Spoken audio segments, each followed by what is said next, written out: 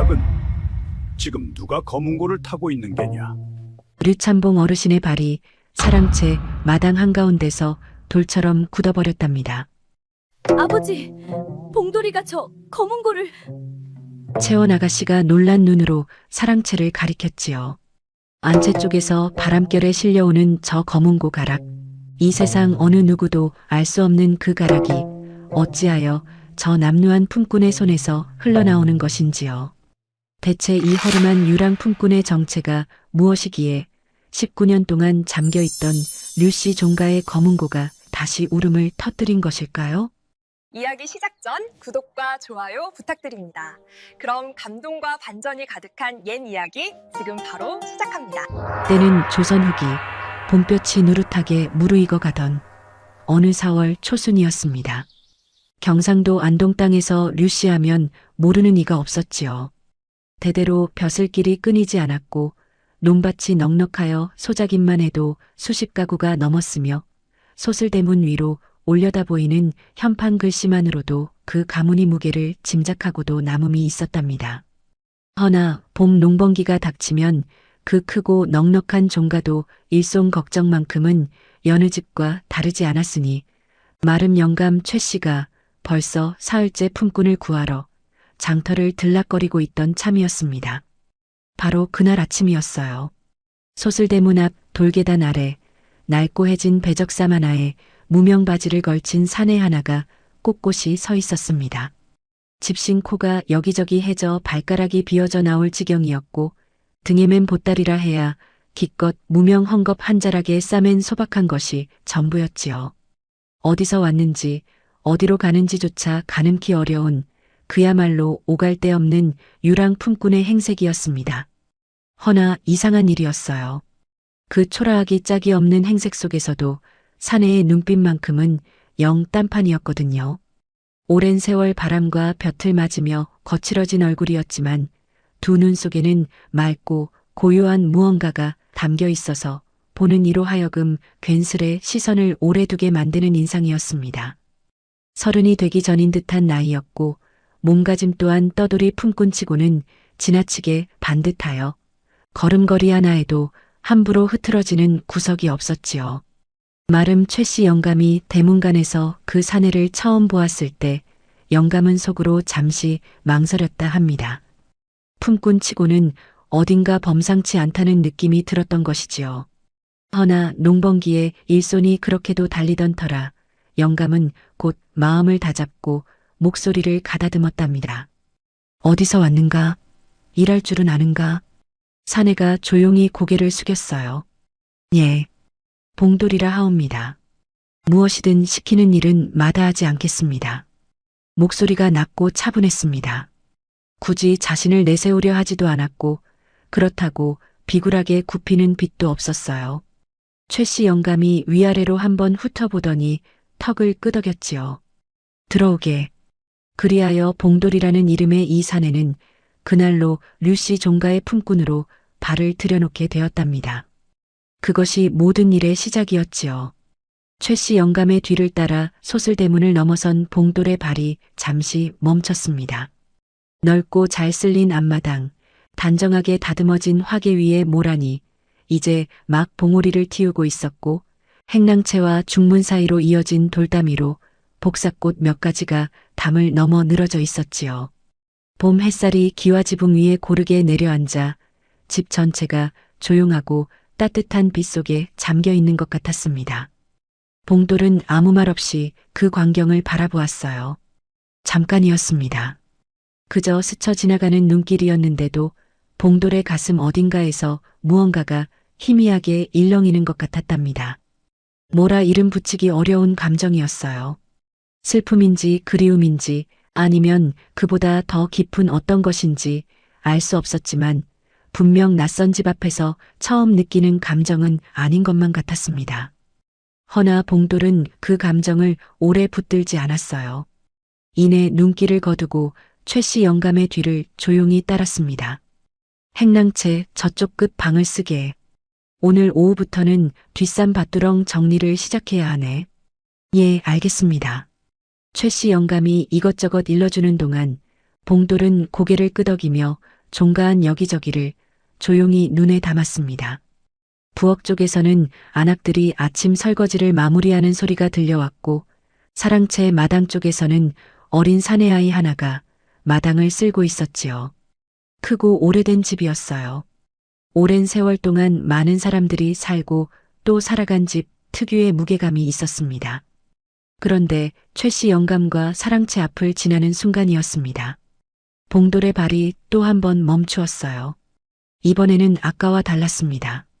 단순히 잠깐 눈길이 머무는 것이 아니었어요. 마치 발바닥이 땅에 붙어버린 것처럼 도저히 걸음이 떨어지지 않았습니다. 봉돌은 자신도 그 이유를 알지 못한 채 천천히 고개를 돌렸지요. 봉돌의 시선이 사랑채 마루 끝 구석으로 꽂혔습니다. 거기에 그것이 있었어요. 낡은 비단 보자기에 쌓인 채 마루 기둥 옆에 조용히 기대어져 있는 것이 있었는데 그 윤곽만으로도 봉돌은 단번에 알아보았습니다. 검은고였어요. 보자기가 오래되어 빛이 발았고 여기저기 올이 나가 있었지만 그 안에 감싸인 것이 검은고라는 사실은 틀림이 없었습니다. 어찌된 영문인지 봉돌의 심장이 갑자기 빠르게 뛰기 시작했어요. 손끝이 저릿하게 달아오르는 것 같았습니다. 왜 그런 것인지 봉돌 자신도 알 수 없었지요. 검은고를 보는 것이 처음인 것은 아니었습니다. 떠돌아다니는 동안 장터에서도 방가 근처를 지나다가도 몇 번쯤은 본 적이 있었으니까요. 허나 지금 이 느낌은 달랐습니다. 무언가가 저 검은고를 향해 자신을 잡아당기는 것 같은 그 이상하고도 강렬한 끌림이었어요. 보자기 끝에서 빠져나와 있는 검은고의 줄 한두 가닥이 봄볕을 받아 가늘게 빛나고 있었습니다. 이보게. 최 씨 영감의 목소리에 봉돌이 화들짝 정신을 차렸어요. 예. 자네 지금 뭘 보고 있는 건가? 영감의 눈초리가 날카로워져 있었습니다. 봉돌이 조용히 고개를 숙였어요. 아, 아닙니다. 그냥 저 위에 보자기가 눈에 들어와서. 최 씨 영감이 잠시 봉돌을 바라보다가 목소리를 낮추어 말했답니다. 잘 들어두게. 이 집에서 절대 손 대서는 안 되는 것이 딱 하나 있네. 저 검은고일세. 영감의 목소리가 단호했어요. 가까이 가지도 말고 쳐다보지도 말고 존재 자체를 없는 것으로 여기게. 류참봉 어르신께서 가장 엄히 이르신 것이 바로 그것이네. 만약 손이라도 되는 날에는 아무리 봄 농번기라도 당장 쫓겨나는 것은 물론이거니와 이 고을 안에서는 다시는 발붙이기 어렵게 될 것이야. 봉돌이 다시 한번 고개를 숙였습니다. 명심하겠습니다. 명심하는 정도가 아니라 아예 잊어버리게. 처음부터 보지 못한 것으로 여기는 것이 상책이야. 영감은 그렇게 말하고는 발걸음을 재촉했어요. 봉돌도 뒤를 따랐습니다. 허나 사랑채를 벗어나는 내내 봉돌의 등줄기에서는 무언가가 자꾸만 뒤를 당기는 것 같았지요.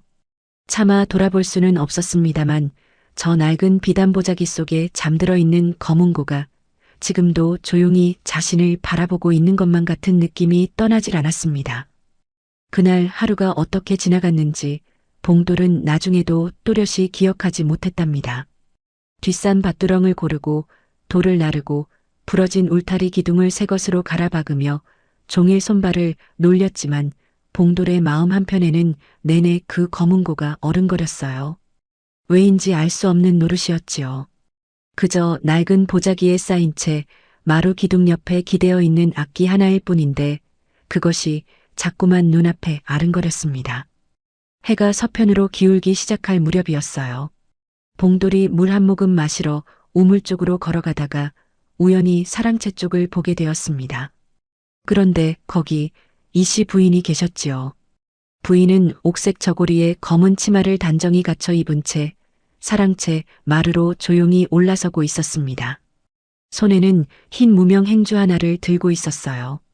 부인은 마루 끝으로 천천히 걸어가더니 봉돌의 발을 묶어 놓았던 바로 그 검은고 앞에 무릎을 꿇었습니다. 그리고는 낡은 비단 보자기를 아주 조심스럽게 마치 어린아이의 이마를 어루만지듯 그 위를 손으로 한번 쓸었습니다. 그런 다음 보자기를 살며시 걷어내고 흰 행주로 검은고의 몸통을 아주 천천히 정성껏 닦기 시작했지요. 봉돌은 그 자리에 선 채 눈을 떼지 못했어요. 부인의 손길이 이상했습니다. 그것은 그냥 먼지를 닦는 손길이 아니었어요. 먼지 한 톨도 남기지 않겠다는 정성이라기보다 무언가를 그리워하는 손길이었습니다. 어루만지듯, 달래듯, 때로는 하소연하듯 검은고의 표면 위를 움직이는 그 손이 봉돌의 가슴에 알 수 없는 저릿함을 불러일으켰지요. 부인의 옆 얼굴이 봉돌이 있는 쪽에서도 가늘게 보였는데 그 눈가에 무언가가 맺혀 있는 것 같았습니다. 눈물인지 땀인지 알 수 없었지만 분명 슬픔이 배어 있는 표정이었어요. 한참을 그리 닦고 나서 부인은 다시 보자기를 조심스럽게 덮었습니다. 마치 잠든 아이에게 이불을 덮어주듯이요. 그리고 잠시 그 앞에 가만히 앉아 계시다가 소리 없이 자리를 일어나 안채 쪽으로 돌아가셨습니다. 봉돌은 그 뒷모습을 한동안 바라보았어요. 저 검은고가 대체 무엇이기에 저토록 정성으로 닦으시는 것일까? 그리고 왜 아무도 타지 않는 것일까? 줄이 끊어진 것도 아닌데 왜 저리 고이 싸두기만 하는 것일까? 물음이 꼬리를 물었지만 답을 구할 길은 없었습니다. 날이 저물어 저녁 끼니를 마치고 행랑채로 돌아가려던 참이었습니다. 그때였어요. 사랑채 쪽에서 발소리가 들렸는데 무게가 있으면서도 절제된 오랜 세월 동안 제 몸을 다스려온 사람만이 낼 수 있는 그런 발소리였지요. 봉돌이 무심코 고개를 돌렸다가 그 자리에 굳어버렸습니다. 류참봉 어르신이었어요. 흰 도포에 갓을 반드시 쓰고 긴 수염을 가슴 앞으로 늘어뜨린 채 사랑채 계단을 내려오시는 어르신의 모습은 그 나이에도 허리가 꼿꼿하고 걸음걸이가 의연하여 50이 넘었다고는 믿기지 않을 만큼 기품이 있었습니다. 허나 눈가에는 깊이 파인 주름이 있었는데 그것은 그냥 세월이 만들어낸 주름이 아니라 오랜 시간 동안 무거운 것을 안으로 사겨온 사람의 주름처럼 보였어요. 참봉 어르신이 마당을 가로질러 걷다가 우연히 봉돌과 눈이 마주쳤습니다. 그 순간이었지요. 참봉 어르신의 발이 잠시 멈추었어요. 아주 잠깐 눈 한 번 깜빡일 사이였지만 분명히 멈추었습니다. 그리고 어르신의 얼굴에 무언가 미묘한 변화가 스쳐 지나갔어요. 놀람인지 당혹인지 아니면 그보다 훨씬 복잡한 어떤 감정인지 봉돌은 도저히 읽어낼 수가 없었습니다. 어르신은 금세 평소의 단단한 표정으로 돌아오셨지만 그 눈빛의 흔들림은 아무래도 보통의 것이 아니었지요. 봉돌이 황급히 허리를 굽혀 인사를 올렸습니다. 어르신, 오늘부터 이 집에서 일하게 된 봉돌이라 하옵니다. 잘 부탁드리겠습니다. 어르신이 잠시 말이 없으셨어요. 그저 봉돌의 얼굴을 천천히 그리고 조금 오래 바라보셨습니다. 그 시선에는 알 수 없는 무게가 실려 있었지요. 마치 봉돌의 얼굴 어딘가에서 무언가를 찾고 있는 것 같기도 하고 아니면 보이는 것이 두려운 것 같기도 한 복잡하고도 묘한 눈빛이었습니다. 봉돌이라 참봉 어르신이 낮게 되뇌셨어요. 그리고 더 이상 말씀이 없으셨습니다. 이내 고개를 돌려 사랑채 안으로 들어가셨지요.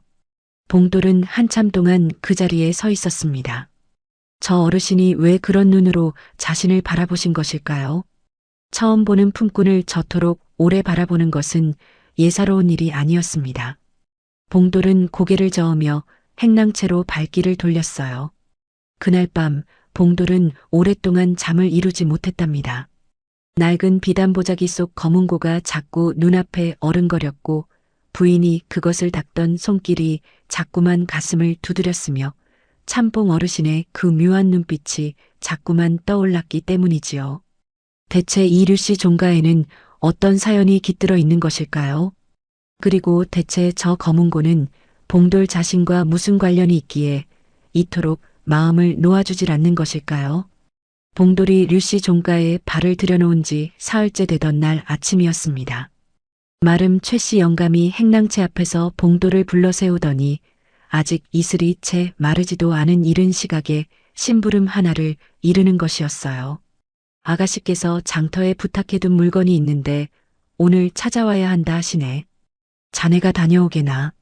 종이 전방 앞에서 기다리면 전방 사람이 알아서 내줄 것이야. 봉돌이 고개를 끄덕이고 막 대문 쪽으로 발을 때려는데 중문 안쪽에서 작은 기침 소리가 들렸습니다. 이내 연두색 저고리에 남색 치마를 단정히 갖춰 입은 아가씨가 중문을 열고 나서는 것이었어요. 류 참봉 어르신의 따님, 채원 아가씨였습니다. 영감, 제가 직접 가지러 가겠습니다. 색실도 눈으로 보고 골라야 하고 어머님 드릴 약재도 약방에 들러 여쭤봐야 해서요. 최 씨 영감이 난처한 얼굴을 했어요. 아가씨, 허나 혼자 장터를 다니시는 것은 품꾼이 따라가면 되지 않겠어요? 채원 아가씨가 봉돌 쪽을 가볍게 눈으로 가리켰습니다. 최 씨 영감이 봉돌을 보더니 잠시 머뭇거리다가 고개를 끄덕였지요. 그리하여 봉돌은 그날 처음으로 채원 아가씨의 심부름을 따라 장터로 향하게 되었답니다. 아가씨보다 두어 걸음 뒤를 따르며 바구니를 드는 것이 봉돌의 몫이었고 아가씨는 앞서 걸으며 사야 할 것들을 작은 목소리로 중얼거렸어요. 허나 그것이 시작이었을 줄이야. 그때는 아무도 몰랐겠지요. 장터로 가는 길은 낮은 구릉을 넘어 냇가를 따라 한참을 걸어야 하는 길이었습니다. 아직 봄이 무르익지 않은 터라 냇물이 제법 차가웠고 냇가 버드나무들이 연한 연두빛 잎을 내밀며 물 위로 가지를 들이우고 있었어요. 두 사람은 처음에는 아무 말도 없이 걸었습니다. 당연한 일이었지요. 양반댁 아가씨와 떠돌이 품꾼 사이에 나눌 말이 어디 있겠어요. 봉돌은 그저 묵묵히 뒤를 따랐고 채원 아가씨도 앞만 보고 걸었습니다. 그런데 냇가 어귀를 꺾어 도는 순간 갑자기 하늘이 어두워지더니 굵은 빗방울이 뚝뚝 떨어지기 시작했어요. 봄비였습니다. 예고도 없이 쏟아지는 봄비 앞에 두 사람은 잠시 같은 자리에 서서 하늘을 올려다보았지요. 그런데 이상한 일이었어요. 채원 아가씨가 떨어지는 비를 맞으면서도 발걸음을 서두르기는커녕 빗소리에 귀를 기울이는 듯 잠시 눈을 내리깔고 가만히 서 있는 것이었습니다. 봉돌도 비를 맞으며 자신도 모르게 같은 자세로 빗소리를 듣고 있었지요. 그러다 두 사람이 동시에 눈이 마주쳤습니다. 채원 아가씨가 먼저 고개를 돌리며 낮게 말했어요. 빗소리가 좋지 않으냐? 혼잣말처럼 중얼거린 것이었는데 봉돌이 자신도 모르게 대답해버리고 말았습니다. 예. 듣고 있으면 마음이 가라앉는 것 같습니다. 아가씨가 잠깐 봉돌을 돌아보았어요. 그리고는 아무 말 없이 다시 앞을 보고 걷기 시작했습니다. 허나 그 옆 얼굴에 아주 잠깐 뭔가 놀란 듯한 표정이 스쳤다 사라졌지요. 봉돌은 그것을 보았습니다만 그게 무슨 뜻인지는 알지 못했답니다. 장터는 제법 크고 북적했습니다. 배와 무명을 파는 포전 앞에는 안악들이 몰려 있었고 약방 처마 밑에는 허름한 옷차림의 노인들이 무릎을 맞대고 앉아 있었으며 곳곳에서 외치는 장사꾼들의 목소리가 섞여 왁자지껄한 소리를 이루고 있었어요. 채원 아가씨는 먼저 종이 전방으로 향했습니다. 미리 맡겨둔 물건을 찾고 색시를 고르고 약방에 들러 약재를 여쭤보는 동안 봉돌은 조금 떨어진 자리에서 기다렸지요. 짐을 들고 아가씨의 뒤를 따르다 보니 봉돌은 아가씨가 물건을 고르는 모습을 자연스럽게 보게 되었습니다. 색시를 고를 때였어요. 전방 사람이 이런저런 빛깔의 실을 내놓는데 아가씨가 한참을 살피다가 결국 고른 것은 남색 실이었습니다. 짖지도 열지도 않은 바로 그 남색이었어요. 봉돌은 자신도 모르게 속으로 작은 탄성을 내뱉었습니다. 저 색이었구나 싶었거든요. 봉돌 자신도 빛깔 중에 유독 남색이 마음에 들었습니다. 왜 그런지는 알 수 없었어요. 그냥 눈에 편안하고 오래 보아도 질리지 않는 색이었습니다. 저작거리에서 남색 옷감을 파는 것을 볼 때마다 발이 멈추는 것은 봉돌에게 오랜 버릇이었는데 지금 아가씨가 고른 것이 바로 그 색이라니 묘하다는 생각이 들었지요. 약방에서 약재를 챙긴 뒤 아가씨가 장터를 나서려다가 발길을 돌렸습니다. 잠깐, 그리고는 장터 한쪽 구석에 있는 작은 국수전으로 걸어갔어요. 허름하고 작은 곳이었습니다만 오래된 국수전 특유의 구수한 냄새가 멀리서도 풍겨왔습니다. 메밀국수 2그릇 주세요. 아가씨가 전방안을 향해 말하더니 봉돌에게 눈짓을 했어요. 앉거라. 장터를 다 돌았으니 요기하고 가자꾸나. 봉돌이 황송해서 손을 저었습니다. 아가씨, 소희는 괜찮습니다. 괜찮긴. 배가 고프지 않아? 봉돌은 더 사양하지 못하고 아가씨와 마주 앉았습니다. 조금 뒤에 나온 메밀국수는 간이 딱 알맞고 면이 가늘어 씹을수록 고소한 맛이 났어요. 봉돌이 한 젓가락 집어넣는 순간 입안에서 어릴 때부터 가장 좋아하던 맛이라는 느낌이 물밀듯 밀려왔습니다. 채원 아가씨도 국수를 한 젓가락 들더니 조용히 말했어요. 난 장터에 오면 꼭 여기 들려. 어릴 때부터 메밀국수를 제일 좋아했거든. 봉돌이 젓가락을 멈추었습니다. 소인도 그렇습니다. 아가씨가 고개를 들었어요. 봉돌을 잠시 바라보더니 이내 눈을 내리깔았습니다. 무슨 말을 하려다 참는 것 같기도 했어요. 두 사람은 그렇게 아무 말 없이 메밀국수를 먹었습니다.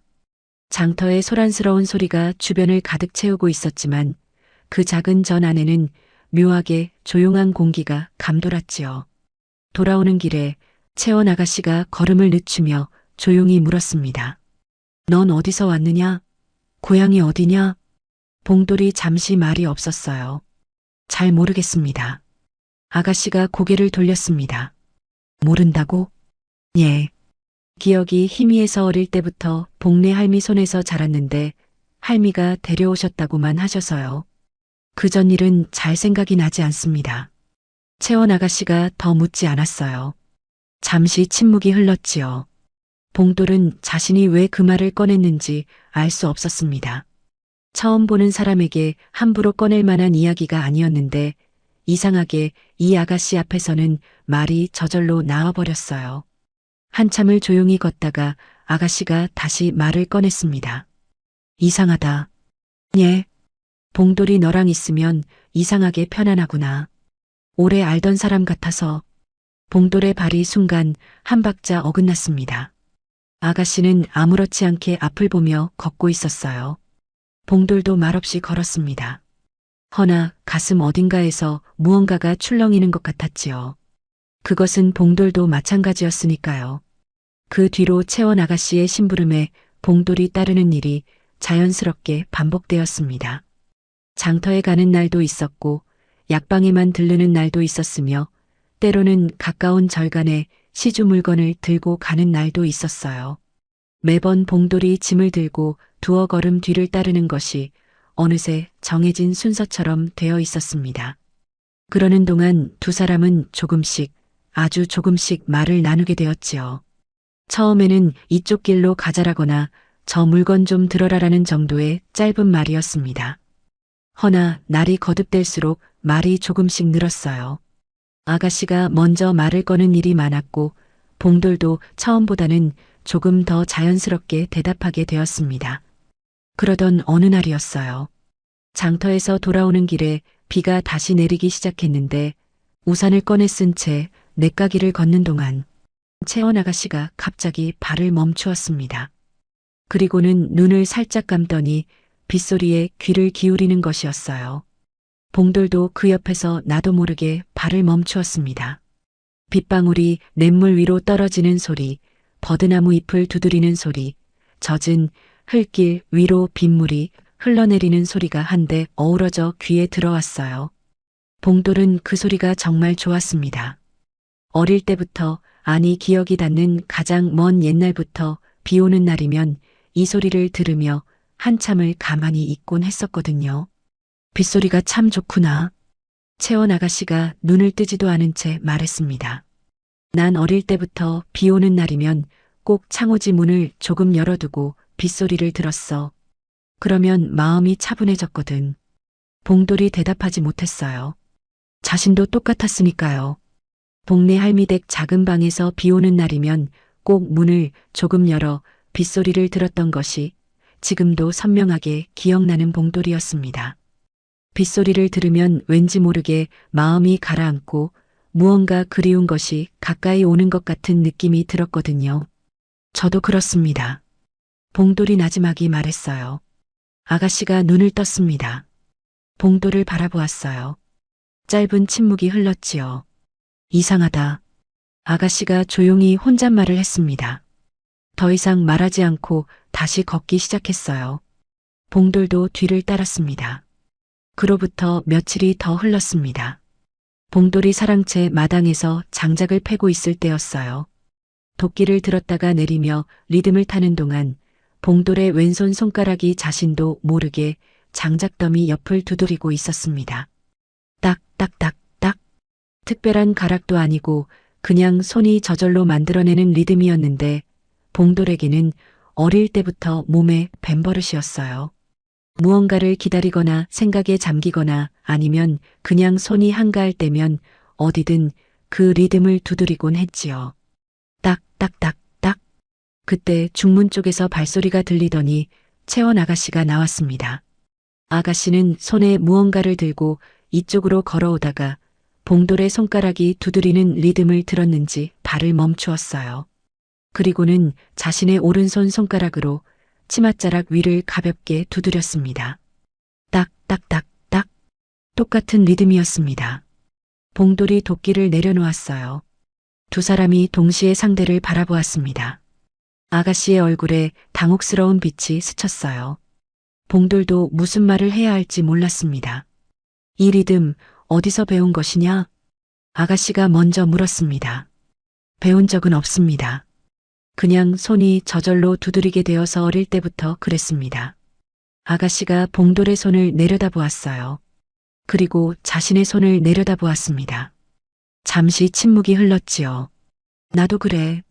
아무도 가르쳐주지 않았는데 그냥 손이 저절로 이 리듬을 두드리게 되더라. 어릴 때부터. 봉돌이 아무 말도 하지 못했습니다. 아가씨가 들고 온 것을 봉돌에게 건넸어요. 삶은 고구마 몇 알이었습니다. 일하다가 먹어라. 아가씨는 그렇게 말하고 돌아섰습니다. 봉돌은 한동안 그 뒷모습을 바라보았어요. 이상한 일이었습니다. 빗소리, 남색, 메밀국수, 그리고 이 리듬까지. 우연이라 하기에는 너무 여러 번이었지요. 그리고 모든 것 중에서 가장 기이한 일은 바로 그 다음날 저녁에 일어났답니다. 봉돌이 하루 일을 마치고 우물가에서 손을 씻는데 담장 안쪽에서 채원 아가씨의 목소리가 들렸어요. 누군가와 이야기하는 것이 아니라 혼자 뭔가를 중얼거리는 소리였습니다. 봉돌이 귀를 기울이지 않으려 했지만 담장이 그리 높지 않은 터라 목소리가 자연스레 들려왔지요. 또 그 꿈을 꿨나 봐. 아가씨가 혼잣말을 했어요. 봉돌의 손이 멈추었습니다. 어릴 때부터 같은 꿈을 꾸는데 거문고 앞에 누군가 앉아있는 뒷모습이 보여. 다가가려 하면 꼭 그 순간 잠이 깨버리더라. 아가씨의 목소리가 담장 너머로 흘러왔습니다. 한 번도 얼굴을 본 적이 없어. 뒷모습만 보이거든. 항상. 봉돌은 그 자리에서 돌이 된 것처럼 움직이지 못했습니다. 두 귀가 윙 울리는 것 같았어요. 거문고 앞에 누군가 앉아있는 뒷모습. 다가가려 하면 잠이 깨는 꿈. 봉돌이 어릴 때부터 꾸어온 꿈이 바로 그것이었거든요. 동네 할미 댁에서 자라던 어린 시절부터 지금 이 나이가 되도록 봉돌은 그 꿈을 수도 없이 꾸었습니다. 거문고 앞에 앉아있는 사람의 뒷모습, 다가가면 다가갈수록 점점 멀어지는 것 같은 그 느낌, 손을 뻗는 순간 눈이 떠지는 그 허망함이 봉돌에게는 평생 따라다닌 꿈이었어요. 봉돌은 젖은 손을 닦는 것도 잊은 채 담장을 바라보았습니다. 아가씨의 목소리는 더 이상 들리지 않았어요. 저녁바람이 담장 위를 조용히 넘어가고 있었고 하늘에는 어느새 별이 하나둘 돋아나기 시작하고 있었습니다. 봉돌은 한참을 그 자리에 서 있었습니다. 같은 꿈이었습니다. 분명 같은 꿈이었어요. 빗소리도 남색도 메밀국수도 손가락 리듬도 그리고 이 꿈까지. 어찌 이렇게 같은 것이 이토록 많을 수 있는 것인지요. 우연이라 하기에는 너무 많았고 인연이라 하기에는 아직 무언가가 부족한 것 같았습니다. 봉돌은 자신이 무엇을 느끼는지조차 알 수 없었어요. 다만 한 가지만은 분명했습니다. 이 류씨 종가가 그리고 이 집 사람들이 봉돌 자신과 무언가 깊은 곳에서 이어져 있다는 느낌이 날이 갈수록 짙어지고 있다는 것이었지요. 밤이 내려앉은 종가의 처마 끝에서 빗방울 하나가 조용히 떨어졌습니다. 봉돌이 류씨 종가에 발을 들여놓은 지 어느덧 2달이 가까워지던 무렵이었습니다. 봄 농번기가 끝나고 여름의 긴 더위가 지나가더니 어느 날 아침부터 바람 끝이 서늘하게 달라지기 시작했어요. 처마 밑에 달아둔 박이 누렇게 익어가고 뒷마당 감나무에는 주먹만 한 감들이 주렁주렁 붉게 물들어가고 있었지요. 종가 안팎으로 가을 제사 준비로 분주한 기색이 돌기 시작했습니다. 그의 가을 제수를 장만하는 날이었어요. 이씨 부인이 이른 아침부터 안채 안악들을 불러 모아 이것저것 챙길 목록을 이르셨고 마름 최씨 영감은 행랑채 머슴들을 데리고 장터로 나서야 했으며 채원 아가씨도 어머니의 분부를 받아 약방과 포전을 들러야 했지요. 류 참봉 어르신도 이날만큼은 일찍 서책을 덮고 마을 어른들과 제례 절차를 의논하러 나서셨습니다. 그리하여 오후 한나절 동안 류씨 종가는 텅 비어버렸답니다. 행랑채 안쪽 부엌에서 군부를 떼던 늙은 안악 하나가 남아 있었습니다만 그마저도 장작이 떨어졌다며 뒷산 아래 나무꾼을 찾아 나가버리는 바람에 넓고 오래된 종가 안에는 오직 봉돌 혼자만 남게 되었어요. 최씨 영감이 나서기 전에 봉돌에게 이른 것은 사랑채 쪽 담장에 무너진 부분을 돌로 메워두라는 것이었습니다. 봉돌은 담 아래에 쌓인 돌을 추려 하나하나 쌓아 올리며 일에 집중하려 했어요. 허나 이상한 일이었습니다. 손은 담장돌을 만지고 있었건만 마음은 자꾸만 다른 곳으로 흘러갔거든요. 한참을 일하던 봉돌이 물 한 모금 마시러 우물 쪽으로 걸어가다가 사랑채 마루 앞을 지나게 되었습니다. 그 순간이었어요. 발이 멈추었습니다. 스스로 멈추려 한 것이 아니었습니다. 그냥 멈추어 버렸어요. 마치 보이지 않는 손이 발목을 붙드는 것처럼 도저히 한 발짝이 더 떨어지지 않았지요. 봉돌이 천천히 고개를 돌렸습니다. 사랑채 마루 끝 기둥 옆이었어요.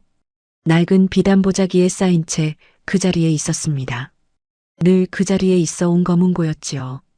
오늘따라 가을 오후에 햇살이 마루 끝까지 깊숙이 들어와 그 비단보자기 위에 내려앉아 있었는데 빛이 바랜 보자기 색이 그 햇살 속에서 오히려 은은하게 빛나는 것 같았습니다.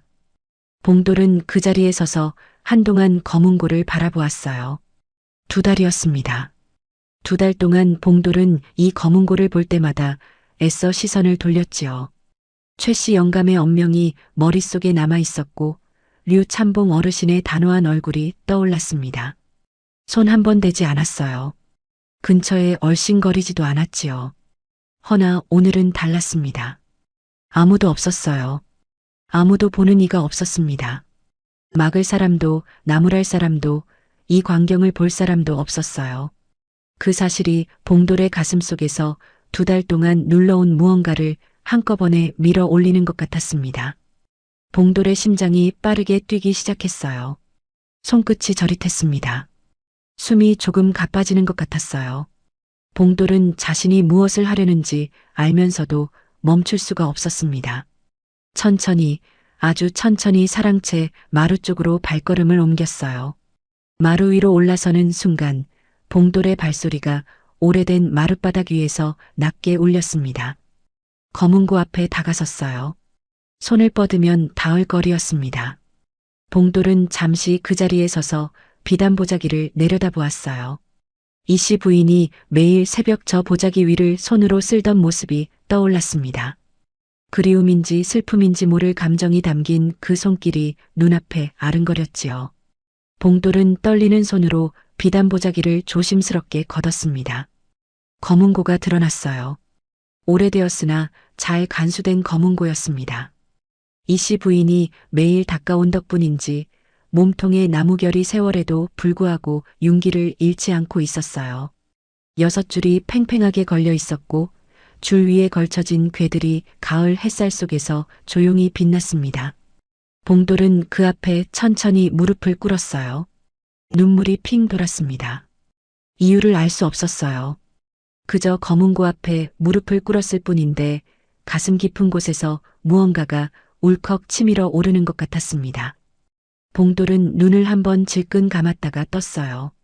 그리고 오른손을 천천히 들어줄 위에 얹었습니다. 줄의 감촉이 손가락에 전해지는 순간 온몸에 전율이 흘렀어요. 설명할 수 없는 감각이었습니다. 마치 오래전에 잃어버린 무언가를 손끝으로 다시 만지는 것 같은 느낌이었지요. 봉돌은 생각하지 않았습니다. 손이 먼저 움직였어요. 술대를 짚지 않고 맨손으로 줄을 짚는 왼손이 마치 오래전부터 제자리를 알고 있었다는 듯 자연스럽게 궤 위에 자리를 잡았습니다. 오른손이 줄 위를 스쳤어요. 낮고 깊은 소리가 사랑채 마루 위에 울려 퍼졌습니다. 봉돌의 눈에서 눈물 한 방울이 뺨 위로 흘러내렸어요. 왜 우는지 몰랐습니다. 그저 그 소리가 검은고에서 처음으로 울려나온 그 소리가 봉돌의 가슴 속 어딘가를 건드리는 것 같았지요. 아주 오래전부터 기억하고 있었던 것 같은, 그러나 기억해낼 수 없었던 무언가를 건드리는 소리였습니다. 손가락이 움직였습니다. 봉돌의 의지와 상관없이 손이 스스로 움직였어요. 왼손이 줄을 짚고 오른손이 줄을 쓸고 그 사이에서 가락이 흘러나오기 시작했습니다. 처음엔 단순한 하나였어요. 그 다음에 또 하나, 그리고 또 하나. 손가락이 정확하게 줄을 찾아갔습니다. 어느 줄을 어떻게 짚어야 하는지, 얼마나 힘을 주어야 하는지 손이 이미 알고 있었어요. 배운 적이 없었습니다.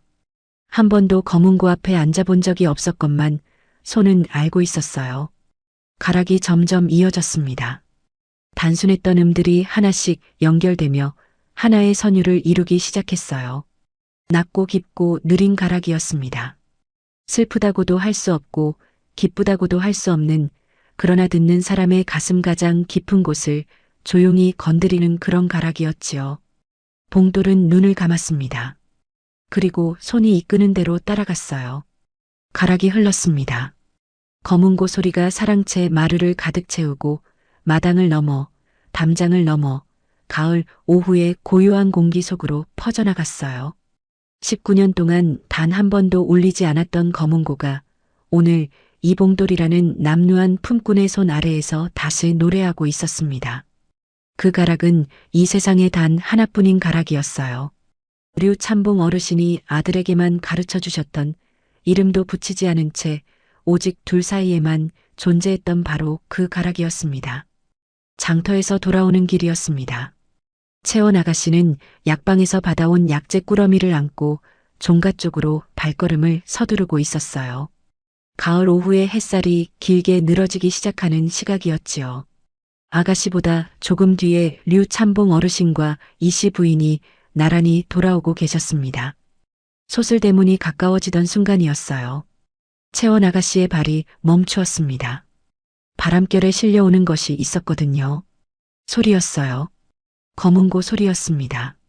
채원 아가씨는 처음에는 자신의 귀를 의심했어요. 이 종가에서 검은고 소리가 들려올 리 없었습니다. 19년 동안 단 한 번도 들어보지 못한 소리였거든요. 허나 틀림이 없었습니다. 소슬대문 안쪽에서, 사랑채 쪽에서 분명히 검은고 가락이 흘러나오고 있었어요. 아가씨의 얼굴이 하얗게 질렸습니다. 어머니. 채원 아가씨가 뒤를 돌아보았습니다. 이씨 부인도 이미 멈춰 서 계셨어요. 부인의 손에 들려있던 꾸러미가 스르르 땅으로 떨어졌습니다. 부인은 그것도 모르는 채 두 눈을 크게 뜨고 소리가 들려오는 쪽을 바라보고 계셨지요. 얼굴에서 혈색이 사라지고 있었어요. 류참봉 어르신이 한 걸음 앞으로 나섰습니다. 어르신의 발이 땅에 붙은 듯 굳어 있었어요. 손에 들고 계시던 서책이 손가락 사이에서 흔들리고 있었습니다. 어르신의 눈빛이, 그 언제나 서늘하고 단단하던 눈빛이 지금 이 순간만큼은 감당하지 못할 것을 마주한 사람의 눈빛이 되어 있었지요. 저가락이었습니다. 저가락이었어요. 세상 어디에도 없는 오직 자신과 아들 사이에만 존재했던 그 이름 없는 가락이 지금 이종가 사랑채 쪽에서 흘러나오고 있었습니다. 아버지, 채원 아가씨가 떨리는 목소리로 불렀어요. 어르신이 대답하지 못하셨습니다. 세 사람이 소슬대문을 넘어 사랑채 마당으로 들어섰습니다. 검은고 소리가 점점 가까워졌어요. 아무도 말이 없었습니다. 발소리조차 내지 않으려는 듯 세 사람의 발걸음이 조심스러웠지요. 사랑채 마루가 보였습니다. 그리고 세 사람은 그 자리에 못 박혔어요. 검은고 앞에 누군가 무릎을 꿇고 앉아 있었습니다. 눈을 감은 채 두 손을 줄 위에 얹고 가락을 타고 있는 그 사람은 다름 아닌 봉돌이었어요. 봉돌은 세 사람이 들어선 것도 알지 못했습니다. 눈을 감은 채 가락 속에 온전히 잠겨 있었거든요. 손가락이 줄 위를 움직일 때마다 사랑채 마루 위로 소리가 퍼져나왔고 그 소리는 가을 오후의 공기를 가르며 마당 위로 흘렀습니다. 채원 아가씨가 나지막이 중얼거렸어요. 저 가락. 그 가락을 채원 아가씨는 평생 들어본 적이 없었습니다. 허나 이상하게도 낯설지가 않았어요. 어딘가 아주 먼 곳에서 아주 오래전에 들은 적이 있는 것 같은 느낌이었지요. 가슴이 저릿하게 아려왔습니다. 류참봉 어르신이 한 걸음 앞으로 나서셨어요. 어르신의 손이 미세하게 떨리고 있었습니다. 주먹을 쥐었다가 폈다가를 반복하셨지요. 두 눈은 봉돌의 손 위에 고정되어 있었어요. 봉돌의 왼손이 줄을 짚는 방식, 오른손이 줄을 쓰는 방식, 그 힘의 세기와 리듬과 호흡이 어르신의 기억 속 어딘가에 깊이 새겨진 것과 토씨 하나 다르지 않았습니다. 그것은 어르신이 손수 가르쳐준 방식이었거든요. 이씨 부인이 그 자리에 서 계셨어요. 부인의 입술이 파르르 떨리고 있었습니다. 두 눈에서 눈물이 줄줄 흘러내리고 있었지요. 손으로 입을 막으셨지만 그 손도 심하게 떨렸습니다. 부인의 다리에서 힘이 빠져나가고 있었어요. 가락이 흘렀습니다. 봉돌의 손가락이 검은고 줄 위를 마지막으로 한번 쓸었어요. 깊고 낮은 소리가 길게 울려 퍼지더니 서서히 가을 공기 속으로 스며들었습니다. 여운이 한참 남았어요. 그 순간이었습니다. 이씨 부인이 그 자리에서 쓰러지셨어요. 어머니, 채원 아가씨가 달려가 부인을 붙들었습니다. 부인은 정신을 잃으신 것이었어요. 가늘게 떨리는 숨소리만 남기신 채 이씨 부인은 아가씨의 품 안에서 눈을 감으셨지요. 봉돌이 그제야 눈을 떴습니다. 손가락이 줄에서 떨어졌어요. 봉돌이 천천히 고개를 돌렸습니다. 그리고 그 자리에 있는 세 사람을 보았어요. 심장이 멈추는 것 같았습니다. 봉돌이 황급히 자리에서 일어났어요. 마룻바닥을 딛고 내려서는 발이 떨렸습니다. 다리도 떨렸어요. 온몸이 떨렸지요. 소인이 잘못하였습니다. 봉돌이 마당 아래에서 깊이 허리를 꺾었어요. 어르신, 죄송합니다. 변명의 여지가 없습니다. 소인이 어르신의 엄명을 어기고 그만. 류참봉 어르신이 한 걸음 앞으로 나오셨습니다. 어르신의 얼굴은 창백했어요. 평소에 서늘하고 단단한 표정이 어디로 갔는지 지금 이 순간 어르신의 얼굴에는 분노도 질책도 아닌 전혀 다른 무언가가 가득했습니다. 감당하기 어려운 것을 감당하려는 사람의 얼굴이었어요. 어르신이 낮게 물으셨어요. 그 가락이. 목소리가 떨렸습니다. 류참봉 어르신의 목소리가 처음으로 떨리고 있었어요. 내가 방금 탄 그 가락은 어디서 배운 것이냐? 봉돌이 고개를 들었습니다. 소인도 모르겠습니다. 어르신. 모른다고? 예. 배운 적이 없습니다. 한 번도 검은고 앞에 앉아본 적이 없는데 손이 저절로. 어르신의 눈빛이 크게 흔들렸어요. 한참 침묵이 흘렀습니다. 사랑채 마당 위로 가을바람이 조용히 지나갔어요. 채원 아가씨가 부인을 안은 채 봉돌과 아버지를 번갈아 바라보고 있었습니다. 아가씨의 눈에도 눈물이 가득 고여 있었지요. 류참봉 어르신이 한 손으로 눈가를 짚으셨어요. 어르신의 어깨가 미세하게 떨리고 있었습니다. 그 어깨를 보는 것만으로도 지금 저 어르신의 가슴 안에서 얼마나 큰 것이 흔들리고 있는지 알 수 있었지요. 나가 있거라. 어르신의 목소리가 낮게 깔렸습니다. 오늘은 그만 들어가 있어라. 내일 얘기하마. 봉돌이 고개를 깊이 숙였어요. 예, 어르신. 정말 죄송합니다. 봉돌은 떨리는 손으로 비단 보자기를 다시 조심스럽게 검은고 위에 덮었습니다. 마치 잠든 것을 다시 재우듯이 아주 조심스럽게요. 그리고 마루에서 내려와 행랑채 쪽으로 걸어갔습니다. 뒤에서 류참봉 어르신의 발소리가 들렸어요. 안채 쪽으로 향하시는 발소리였습니다. 이 씨 부인을 부축하러 가시는 것이었겠지요. 채원 아가씨의 목소리가 들렸습니다. 아버지 괜찮으셔요? 어르신이 대답하지 않으셨어요. 그저 천천히 무거운 발걸음으로 안채 쪽으로 걸어가셨습니다. 봉돌은 행랑채 문을 열고 들어가 그 자리에 주저앉았어요. 손이 아직도 떨리고 있었습니다. 봉돌은 두 손을 내려다보았어요. 방금 전까지 검은고 줄을 짚었던 바로 이 손이었습니다. 배운 적이 없는 가락을 타던 이 손이요.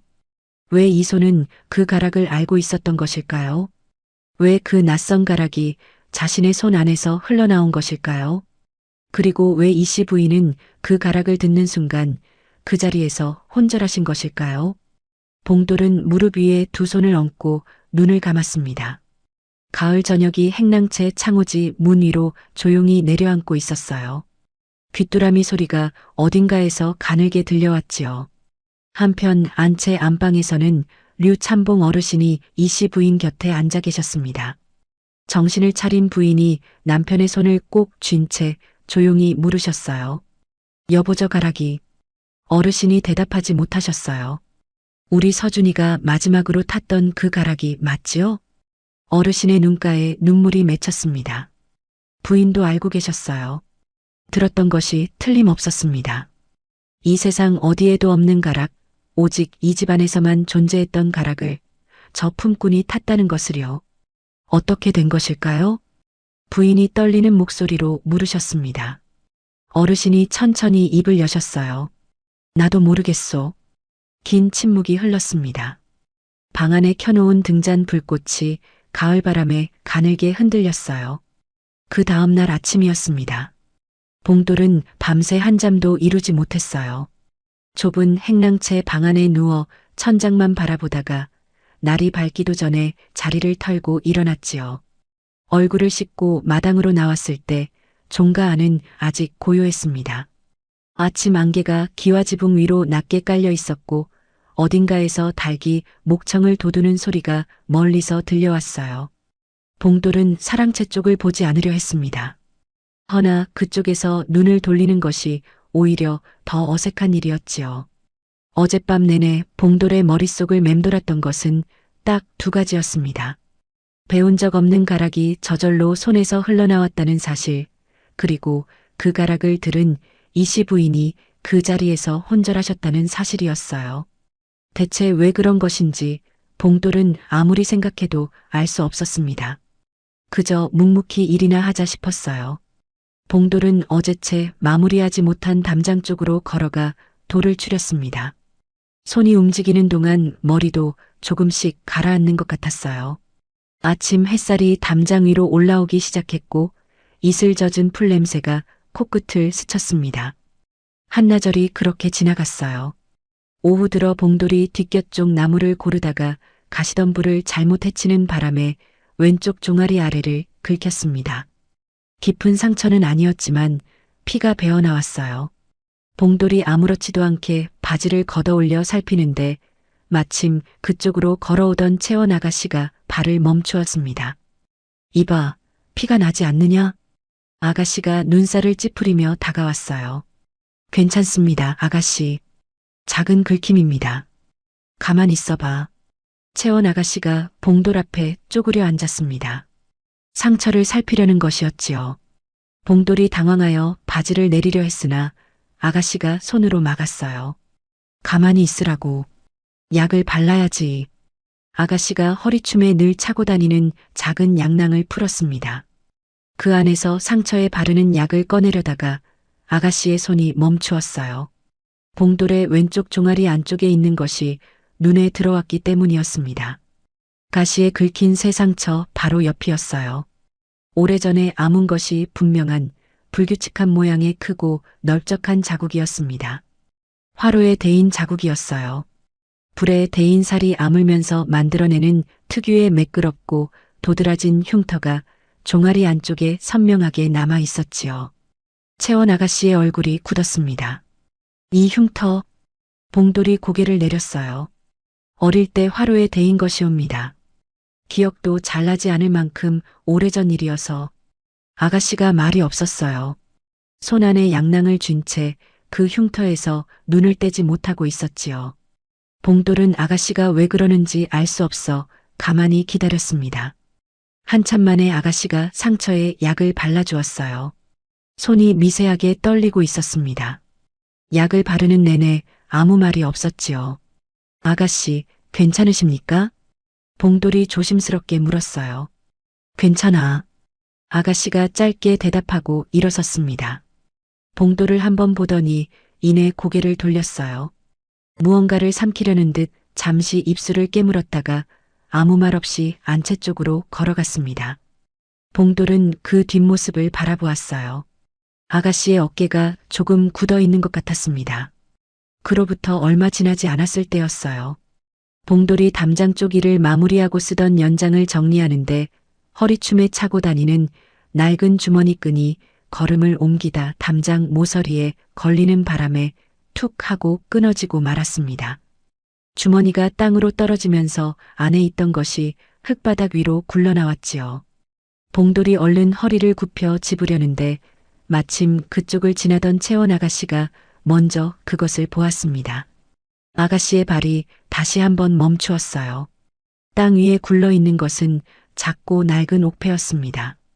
손가락 두 마디만 한 크기에 오랜 세월 손에서 손으로 닳고 닳았는지 표면이 반질반질했어요. 허나 그 위에 새겨진 문양만큼은 지워지지 않고 남아있었지요. 채원 아가씨가 그 자리에 쪼그려 앉아 옥패를 집어들었습니다. 손이 떨렸어요. 옥패 앞면에 새겨진 것은 류씨 종가의 문양이었습니다. 봉황 한 쌍이 서로를 마주보는 형상에 그 아래 류자가 작게 새겨진 것이었지요. 채원 아가씨는 그 문양을 어릴 때부터 보아온 터였습니다. 안채 안방 문갑 위에 놓인 아버지의 물건들에서 제사 때 쓰는 제기 아랫면에서 가문의 각종 문서 위에서 보아온 바로 그 문양이었어요. 이것이 아가씨의 목소리가 떨렸습니다. 봉돌이 손을 내밀었어요. 돌려주십시오, 아가씨. 소인이 어릴 때부터 지니고 다니는 것입니다. 어릴 때부터? 아가씨가 옥패를 손 안에 꼭 쥔 채 봉돌을 올려다보았어요. 이걸 어디서 난 것이냐? 봉돌이 잠시 머뭇거렸습니다. 복내 할미가 소인 품에서 나온 것이라 하셨습니다. 할미가 소인을 데려오셨을 때 소인이 이것을 쥐고 있었다고요. 그 전에 어디서 난 것인지는 소인도 알지 못합니다. 채원 아가씨가 옥패를 다시 내려다보았어요. 류씨 가문의 문양이었습니다. 틀림없었지요. 아가씨가 봉돌에게 옥패를 돌려주었습니다. 봉돌이 그것을 받아 끊어진 주머니 끈을 잡아매며 다시 허리춤에 차는 동안 채원 아가씨는 그 자리에서 잠시 움직이지 않았어요. 고개를 숙인 채 땅을 보고 있었습니다. 그리고 고개를 들었을 때 아가씨의 눈에 눈물이 그렁그렁 맺혀 있었어요. 봉돌이 놀랐습니다. 아가씨, 왜 그러십니까? 아무것도 아니야. 아가씨가 눈물을 손등으로 재빠르게 훔치고는 몸을 돌렸습니다. 그리고 안채 쪽으로 빠른 걸음으로 걸어갔지요. 봉돌은 한동안 그 자리에 서 있었습니다. 무슨 영문인지 알 수 없었어요. 흉터를 보고 굳어지더니 이제 옥패를 보고 눈물을 흘리는 것이었습니다. 봉돌은 자신의 허리춤에 찬 낡은 주머니를 손으로 만지작거렸어요. 이 옥패가 대체 무엇인지 처음부터 한 번이라도 제대로 알고 싶었지만 물어볼 사람도 없었습니다. 복내 할미는 이것에 대해 아는 것이 없다고 하셨거든요. 채원 아가씨가 안방으로 들어섰을 때 이 씨 부인은 자리에 앉아 계셨습니다. 어젯밤 혼절하셨던 것 치고는 기력을 어느 정도 추스른 모습이었으나 얼굴빛이 여전히 창백했고 눈가가 부어 있었지요. 류참봉 어르신은 서책을 손에 든 채 부인 곁에 앉아 계셨는데 서책을 펼쳐두고 있었지만 읽고 계신 것 같지는 않았습니다. 채원 아가씨가 문을 닫고 안으로 들어왔어요. 아버지, 어머니, 두 분이 딸을 바라보셨어요. 아가씨의 목소리에 무언가 심상치 않은 것이 담겨 있었거든요. 아가씨가 떨리는 손으로 치맛자락을 여미며 두 분 앞에 무릎을 꿇고 앉았습니다. 드릴 말씀이 있습니다. 류참봉 어르신이 서책을 내려놓으셨어요. 말해보거라. 채원 아가씨가 숨을 한번 깊이 들이마셨습니다. 눈물이 또 차오르는 것을 참으려는 것 같았어요. 아가씨는 잠시 고개를 숙였다가 다시 들었습니다. 봉돌이 오라버니일 수 있을 것 같습니다. 안방 안이 순간 얼어붙었습니다. 이 씨 부인의 손이 무릎 위에서 멈추었어요. 류참봉 어르신의 얼굴에서 표정이 사라졌습니다. 두 분 모두 말씀이 없으셨어요. 채원 아가씨가 계속 말을 이었습니다. 목소리가 떨렸지요. 어제 검은고 가락도 그렇지만 오늘 제가 두 가지를 더 보았습니다. 첫째는 저 사람 왼쪽 종아리 안쪽에 있는 흉터입니다. 화로에 대인 자국이 아주 크게 남아 있었습니다. 오래전에 아문 것이 분명한데 이 씨 부인의 입술이 파르르 떨렸습니다. 류참봉 어르신의 두 눈이 흔들렸어요. 그리고 둘째는 저 사람 허리춤에 찬 주머니 속에 채원 아가씨가 목이 메었습니다. 잠시 말을 잇지 못했어요. 눈물 한 방울이 뺨 위로 흘러내렸지요. 류씨 가문 문양이 새겨진 옥패가 있었습니다. 봉황 한 쌍에 류자가 새겨진 것 제가 분명히 보았습니다. 할미가 데려올 때 아이가 손에 쥐고 있었다고 했다 합니다. 이 씨 부인이 손으로 입을 막으셨어요. 어머니 기억하시지요? 서준 오라버니 왼쪽 종아리에 화로 흉터가 있었던 것을요. 그리고 아버지께서 서준 오라버니 돌 때 손에 직접 채워주셨다는 그 옥패를요. 류참봉 어르신이 눈을 감으셨습니다. 어르신의 두 주먹이 천천히 쥐어졌어요. 손마디가 하얗게 질릴 만큼 힘이 들어갔습니다. 긴 침묵이 흘렀지요. 등잔 심지가 타는 소리가 들릴 만큼 고요한 침묵이었습니다. 이 씨 부인이 먼저 입을 여셨어요. 목소리가 간신히 나오는 것 같았지요. 왼쪽 종아리 안쪽 아이가 6살 때 부엌 화로에 발을 잘못 디뎌서 내가 그 자리에서 안고 울었지요. 부인의 눈에서 눈물이 흘러내렸습니다. 그리고 옥패는 당신이 직접 새기게 해서 아이 손에 채워준 것이었잖아요. 잃어버리지 말라고. 류참봉 어르신이 눈을 뜨셨어요. 어르신의 눈가에 눈물이 맺혀 있었습니다. 채원 아가씨가 눈물을 훔치며 계속 말했습니다. 이것만이 아닙니다. 저 사람과 소녀 사이에 같은 것이 너무 많습니다. 비 오는 날 창호지 문을 열어두고 빗소리 듣는 버릇, 남색을 좋아하는 것, 메밀국수를 제일 좋아하는 것 그리고 손가락으로 두드리는 리듬까지 똑같습니다. 아가씨가 손가락으로 방바닥을 두드렸어요. 딱, 딱, 딱, 딱. 이 씨 부인이 그 소리를 듣는 순간 숨을 삼켰습니다. 그리고 꿈도 같습니다.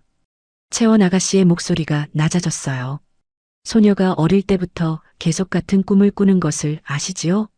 검은고 앞에 앉은 사람 뒷모습이 보이는데 다가가면 잠이 깨는 꿈 말입니다. 봉돌이도 똑같은 꿈을 꾼다고 했습니다. 어릴 때부터 지금까지 계속이라고요. 류참봉 어르신이 자리에서 천천히 일어서셨습니다. 창가로 걸어가 창호지 문 너머 마당을 바라보셨어요. 가을 오후의 햇살이 마당 위로 길게 늘어지고 있었지요. 마당 저쪽 담장 옆에서 봉돌이 연장을 정리하는 뒷모습이 보였습니다. 어르신이 그 뒷모습을 한참 바라보셨어요. 말이 없으셨지요. 이 씨 부인이 조용히 남편의 등을 바라보셨습니다. 여보. 어르신이 대답하지 않으셨어요. 여보, 어떻게 하면 좋겠어요? 한참 만에 어르신이 입을 여셨습니다. 확인해야 한다. 목소리가 낮고 단단했어요. 떨림이 있었지만 그 안에 단단한 결심이 담겨 있었습니다. 확실하게 확인해야 해. 그 전까지는 아무것도 장담할 수 없다. 채원 아가씨가 고개를 숙였어요. 어떻게 확인하시겠습니까, 아버지? 류참봉 어르신이 몸을 돌리셨습니다. 두 가지다. 어르신이 낮은 목소리로 말씀하셨어요. 하나는 저 아이를 데려온 할미를 찾는 것이다. 복례 할미라 했느냐? 어디 사는 누구인지, 어디서 아이를 데려왔는지 그 경위를 낱낱이 들어야 한다. 저 아이가 처음 발견된 곳이 어디인지, 어느 날이었는지를 알아야 해. 이씨 부인이 고개를 끄덕이셨어요. 그리고 또 하나는 어르신이 잠시 말을 멈추셨다가 이으셨습니다. 관아에 가야겠다. 19년 전에 내가 관아에 제출한 방문이 있다. 아이를 잃어버린 날짜와 장소, 그리고 아이의 생김새와 몸에 있는 특징을 기재한 방문이야. 왼쪽 종아리 안쪽 괄호 흉터와 류씨 가문 문양 옥패 두 가지를 분명히 적어 넣었지. 그 방문이 관아 기록에 남아있을 것이다. 그것으로 대조해보면 확실해지는 것이야. 채원 아가씨가 두 손을 꼭 쥐었습니다. 그러면 알 수 있을까요? 그렇겠지. 어르신이 짧게 대답하셨어요. 이씨 부인이 남편의 소매를 붙드셨습니다. 서두르세요. 부인의 목소리가 떨렸어요. 제발 서두르세요. 그날 저녁 류참봉 어르신은 서재에 들어가 홀로 앉아 계셨습니다. 촛불이 서재 안을 조용히 밝히고 있었어요. 어르신은 벼루에 먹을 갈고 붓을 집어들었지만 한참을 그 자리에서 움직이지 않으셨습니다. 먹물이 굳어가고 있었어요. 마당 저쪽 행랑채에 불이 켜져 있었습니다. 봉돌이 거기 있을 것이었습니다. 어르신이 천천히 창호지 문 너머를 바라보셨어요. 저 아이가 정말 서준인 것일까요? 19년 전 장날에 눈 한 번 돌린 사이에 사라져버린 6살짜리 아들이 저렇게 낡은 배적삼을 걸친 유랑 품꾼이 되어 제 발로 이웃 종가에 찾아든 것일까요? 어르신이 붓을 내려놓으셨습니다. 두 손으로 얼굴을 감쌌어요. 19년이었습니다. 19년 동안 어르신은 아들을 찾으러 안 가본 곳이 없었지요. 장터마다 방문을 붙이고 사설 탐문꾼을 놓고 인편을 통해 소식을 물었지만 아무런 기별이 없었습니다. 세월이 흘러 아이가 살아있다 해도 어떤 모습인지조차 가늠하기 어려운 나이가 되어버렸을 때 어르신은 그 이름 없는 가락을 가슴속에만 묻어두기로 하셨었지요. 그런데 지금 그 가락이 다시 울렸습니다. 이 종가 사랑채 마루에서 저 남루한 품꾼의 손에서 어르신이 눈을 들었어요. 촛불이 가을바람에 가늘게 흔들렸습니다. 내일 날이 밝는 대로 사람을 놓아 박복례 할미를 수소문하고 직접 관아에 나가 19년 전 방문 기록을 조회해야 했습니다. 그것이 확인되기 전까지는 어르신은 아무것도 확신할 수 없었어요. 허나 솔직히 말하자면 류참봉 어르신의 가슴속 어딘가에서는 이미 알고 있었습니다. 저 아이가 봉돌이라 불리는 저 품꾼이 자신의 아들 류서준이라는 것을요. 그 가락이 증명하고 있었거든요. 이 세상에서 오직 아버지와 아들 사이에만 존재했던 그 이름 없는 가락이 이 세상 어느 누가 탄다 해도 그렇게 흘러나올 수는 없는 것이었습니다. 어르신이 천천히 붓을 다시 집어들었어요. 그리고 떨리는 손으로 천천히 글을 쓰기 시작했습니다. 박복례를 찾아라. 먹이 마르기도 전에 어르신은 그 종이를 접어 서재 문을 열고 마당으로 나섰어요. 마름 최씨 영감의 방으로 걸어가 문을 두드렸습니다. 영감. 예, 어르신. 내일 새벽 일찍 가장 발 빠른 사람을 골라 이 쪽지를 들려보내게. 최씨 영감이 쪽지를 받아들었어요. 알겠습니다, 어르신. 어르신이 돌아서려다가 멈추셨어요. 그리고 영감. 예. 나는 내일 아침 관아에 다녀와야겠네. 채비를 해두게. 최씨 영감이 고개를 끄덕였습니다. 어르신의 표정을 읽어보려 했지만 촛불도 닿지 않는 어두운 마당에서 어르신의 얼굴은 보이지 않았어요. 어르신이 다시 서재 쪽으로 걸어가셨습니다. 고요한 가을밤이었어요. 행랑채에 켜진 등불이 마당 위로 가늘게 빛을 흘리고 있었습니다. 그 불빛 안에서 봉돌은 무엇을 하고 있을지 어르신은 한 번도 뒤를 돌아보지 않으셨지요. 허나 서재 문을 닫고 앉으신 뒤 어르신은 한참을 그 자리에서 꼼짝도 하지 않으셨답니다. 눈을 감은 채 가슴속으로 그 이름 없는 가락을 조용히 되뇌시면서요. 사람의 마음이란 참으로 묘한 것이어서 무언가를 간절히 기다리는 날일수록 해는 더디게 뜨고 더디게 지는 법이라 했지요. 류참봉 어르신이 관아에 다녀오신 것은 그 이튿날 아침이었습니다. 어르신은 이른 새벽에 홀로 말을 타고 나가셨다가 저물녘에야 종가로 돌아오셨어요. 돌아오시는 어르신의 얼굴에는 아무 표정도 없었습니다. 최 씨 영감이 여쭤보려 했지만 어르신은 그저 짧게 기다려야 한다는 말씀만 남기시고 서재로 들어가 문을 닫으셨지요. 관아 기록을 확인하는 데는 며칠이 걸린다고 했습니다. 박복래 할미를 수소문하는데도 마찬가지였어요. 사람을 놓아보냈지만 할미가 어느 고을에 계신지조차 아직 알 수 없었습니다. 봉돌에게 물어보면 빠를 일이었지만 어르신은 봉돌에게 아무것도 알리지 않기로 하셨어요. 확실해지기 전에는 아무 말도 할 수 없었지요.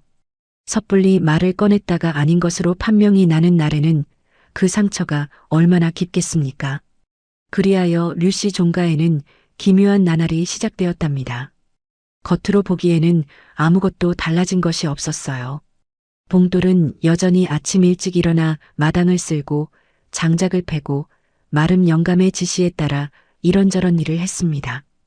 채원 아가씨는 안채에서 바느질을 하거나 어머니 곁에서 약을 다리거나 했고 류 참봉 어르신은 사랑채에서 서책을 펼쳐두셨지요. 이씨 부인은 여전히 새벽이면 검은고를 닦으셨습니다. 허나 종가 안 모든 사람의 마음속에서는 조용한 불이 타고 있었습니다. 꺼지지도 않고 활활 타오르지도 않은 채 그저 조용히 타오르는 불이었지요. 류 참봉 어르신이 봉돌을 바라보게 된 것은 아마 그 무렵부터였을 것입니다. 어르신은 사랑채 마루에 앉아 서책을 펼쳐두시곤 했는데 그 시선이 서책 위에 있는 것인지 마당 쪽에 있는 것인지 가까이서 보는 사람이라면 금방 알 수 있었지요. 봉돌이 마당 한쪽에서 일을 하는 동안 어르신의 눈은 봉돌의 뒷모습 위에 가만히 머물러 있었으니까요. 그날 아침이었습니다. 봉돌이 장작을 패고 있었어요. 도끼를 들어 올렸다가 내리는 동작이 일정하고 힘 있었습니다. 어깨가 벌어지고 허리가 꼿꼿한 그 뒷모습이 어르신의 눈에 오래 담겼지요. 저 아이가 이 나이까지 살았다면 저렇게 컸을까? 어르신의 가슴 속에서 생각이 스쳤습니다. 6살이었으니까요. 잃어버렸을 때 6살이었던 아이가 지금쯤이라면 저렇게 장성한 청년이 되어 있을 것이었습니다. 어르신은 눈을 한번 감으셨다가 뜨셨어요. 봉돌이 도끼를 내려놓고 이마에 땀을 소매로 훔쳤습니다. 그 동작이, 그 손이 움직이는 방식이 어르신의 기억 속 어딘가와 겹쳤습니다. 무엇인지 또 꼬집어 말할 수는 없었지만 분명히 겹쳤어요. 어르신이 시선을 거두셨습니다. 서책으로 눈을 내리셨지만 글자가 눈에 들어오지 않았지요. 한 줄을 3번 읽고도 무슨 내용인지 알 수 없었습니다. 어르신은 결국 서책을 덮으시고는 마루 기둥에 등을 기대어 먼 하늘을 바라보셨어요. 가을 하늘이 높고 맑았습니다. 밤이면 이씨 부인은 잠을 이루지 못하셨습니다. 등잔불이 꺼진 뒤에도 부인은 눈을 뜬 채 누워 계셨어요. 류 참봉 어르신이 잠이 드신 것을 확인하신 뒤 부인은 조용히 자리를 빠져나오셨지요. 부인이 향하는 곳은 늘 같은 곳이었습니다. 안채 안쪽, 오래전부터 아무도 드나들지 않는 그 방이었어요. 문손잡이에 먼지가 쌓이도록 닫혀있던 방이었지요. 부인은 조용히 문을 열고 들어가셨습니다. 불을 켜지 않으셔도 괜찮았어요. 19년 동안 얼마나 많이 들어오셨는지 눈을 감고도 이 방 안의 모든 것이 어디에 있는지 아셨으니까요. 작은 책상, 낡은 책장, 아이가 쓰던 요와 이불, 모든 것이 그날 그대로였습니다. 19년이 지났지만 이씨 부인은 이 방에 어느 것 하나 치우지 않으셨어요. 아이가 돌아왔을 때 제자리에서 반길 수 있도록 부인이 방 한쪽 구석으로 걸어가셨습니다. 거기에 작은 것이 하나 있었어요. 아이가 쓰던 작은 방석 위에 낡은 헝겊으로 감싼 것이 놓여 있었습니다. 부인이 그것을 조심스럽게 들어 올리셨어요. 헝겊을 걷어내자 나온 것은 어린아이가 쓰던 아주 작은 거문고였습니다. 진짜 거문고가 아니라 아이를 위해 나무를 깎아 만든 것이었어요. 줄도 제대로 걸려 있지 않은 그냥 거문고 모양을 흉내낸 장난감이었지요. 아이가 그것을 얼마나 좋아했는지 몰랐습니다. 아버지 곁에서 거문고 타는 것을 지켜보다가 자신도 타고 싶다고 졸라서 만들어준 것이었어요. 아이는 그것을 받아들고는 하루 종일 안고 다녔지요. 아침에 눈을 뜨면 제일 먼저 그것을 찾았고 밤에 잠들 때도 곁에 두고 자려 했습니다. 부인이 그것을 가슴에 안으셨어요. 눈물이 흘렀습니다. 소리도 없이 그냥 흘렀어요. 서준아. 부인이 가슴속으로 아이의 이름을 불렀습니다. 저 봉돌이라는 아이가 정말 너희냐? 저 남루한 품꾼이 저렇게 고생을 하며 자란 저 아이가 정말 내가 잃어버린 너희냐? 부인은 한참을 그렇게 앉아 계셨습니다. 밤이 깊어가고 있었어요. 차가운 가을밤 기운이 방 안으로 스며들었지만 부인은 그것도 모르는 채 그 작은 장난감 거문고를 가슴에 꼭 안고 계셨지요. 한편 채원 아가씨는 그 나날 동안 봉돌과 더 자주 말을 주고받았습니다. 일부러 찾아가는 것은 아니었어요. 허나 심부름이 생기면 봉돌을 불렀고 마당에서 마주치면 발걸음을 늦추었으며 봉돌이 일하는 곳 가까이를 지나다가 이런저런 말을 걸었지요. 봉돌도 처음에는 영문을 모른 채 짧게 대답했지만 아가씨가 말을 걸수록 자연스럽게 대화가 이어졌습니다. 아가씨는 그러는 동안 공통점을 하나씩 더 확인해 갔어요. 어느 날은 이런 일이 있었습니다. 채원 아가씨가 안채 쪽 화계 옆을 지나다가 봉돌이 땅을 고르는 것을 보았는데 봉돌이 멈추어 서서 무언가를 바라보고 있는 것이었어요. 아가씨가 그 시선을 따라가 보니 화계 돌틈에서 작은 들국화 한 송이가 피어나 있었습니다. 좋아하느냐, 저 꽃? 아가씨가 물었어요. 봉돌이 고개를 돌렸습니다. 예. 화려하지 않아서 오히려 오래 보게 됩니다. 채원 아가씨가 잠시 말이 없었어요. 아가씨도 들국화를 유독 좋아했거든요. 모란이나 작약처럼 화사한 꽃보다 이처럼 수수하고 작은 꽃이 마음에 들었습니다. 왜 그런지 물어보는 사람도 있었지만 아가씨 스스로도 설명하기 어려운 취향이었어요. 나도 그래. 아가씨가 조용히 말했습니다. 봉돌이 아가씨를 바라보았어요. 두 사람이 잠시 눈을 마주쳤다가 동시에 고개를 돌렸지요. 또 다른 날이었습니다. 봉돌이 우물에서 물을 길어오다가 발을 잘못 디뎌 물을 쏟고 말았어요. 온 앞섭이 다 젖고 말았지요. 봉돌이 난처한 얼굴로 젖은 옷을 털고 있을 때 마침 지나가던 채원 아가씨가 그 꼴을 보고 웃음을 참지 못했습니다. 어쩌다가 아가씨가 피식 웃으며 말했어요. 돌이 고르지 않아서. 봉돌이 멋쩍어하며 대답하자 아가씨가 안채 쪽으로 잠깐 들어갔다가 마른 행주 한 장을 가지고 나왔습니다. 받아. 아가씨가 건넸어요. 봉돌이 황송해하며 받았지요. 아가씨가 그 모습을 잠시 바라보다가 말했습니다. 웃어서 미안해. 봉돌이 고개를 저었어요. 괜찮습니다, 아가씨. 우스운 꼴이었으니까요. 아가씨가 다시 피식 웃었습니다. 그리고는 돌아섰어요. 봉돌도 젖은 옷을 닦으며 웃었지요. 어색하지 않은 웃음이었습니다. 또 어느 날은 이런 일도 있었어요. 봉돌이 뒷산 언저리에서 일하다가 쉬는 참에 문득 흙 위에 손가락으로 무언가를 끄적이고 있었습니다. 채원 아가씨가 약초를 캐러 그쪽으로 올라오다가 그것을 보았는데 봉돌이 땅 위에 그리고 있는 것이 거문고 모양이었어요. 아가씨의 발이 멈추었습니다. 봉돌은 아가씨가 온 것도 모른 채 손가락으로 흙 위에 거문고 줄을 하나하나 긋고 있었지요. 그리고 그 줄 위에 손가락을 얹어 아무 소리도 나지 않는 연주를 하고 있었어요. 눈을 조금 내리깔고 손이 기억하는 대로 그 이름 없는 가락을 타고 있었습니다. 채원 아가씨는 그 모습을 한동안 바라보았어요. 말을 걸지 않았습니다. 말을 걸면 안 될 것 같았거든요. 아가씨는 조용히 발을 돌렸습니다. 그러나 돌아서는 아가씨의 눈에 눈물이 맺혀 있었지요. 오라버니. 아가씨는 가슴속으로 그 말을 불렀습니다. 봉돌은 종가 안의 분위기가 달라진 것을 어렴풋이 느끼고 있었습니다. 무엇이 달라진 것인지는 정확히 알 수 없었어요. 최 씨 영감이 대하는 태도가 조금 조심스러워진 것 같기도 했고 부엌 안악들이 봉돌을 볼 때 눈길을 길게 두는 것 같기도 했습니다. 이 씨 부인이 행랑채 앞을 지나시다가 봉돌과 마주치면 예전보다 조금 더 오래 바라보시는 것 같기도 했어요. 무엇보다 류 참봉 어르신이 달라지셨습니다. 어르신은 봉돌을 꾸짖거나 야단치시는 분이 아니셨으니 원래부터 엄한 대면이 잦지는 않았어요.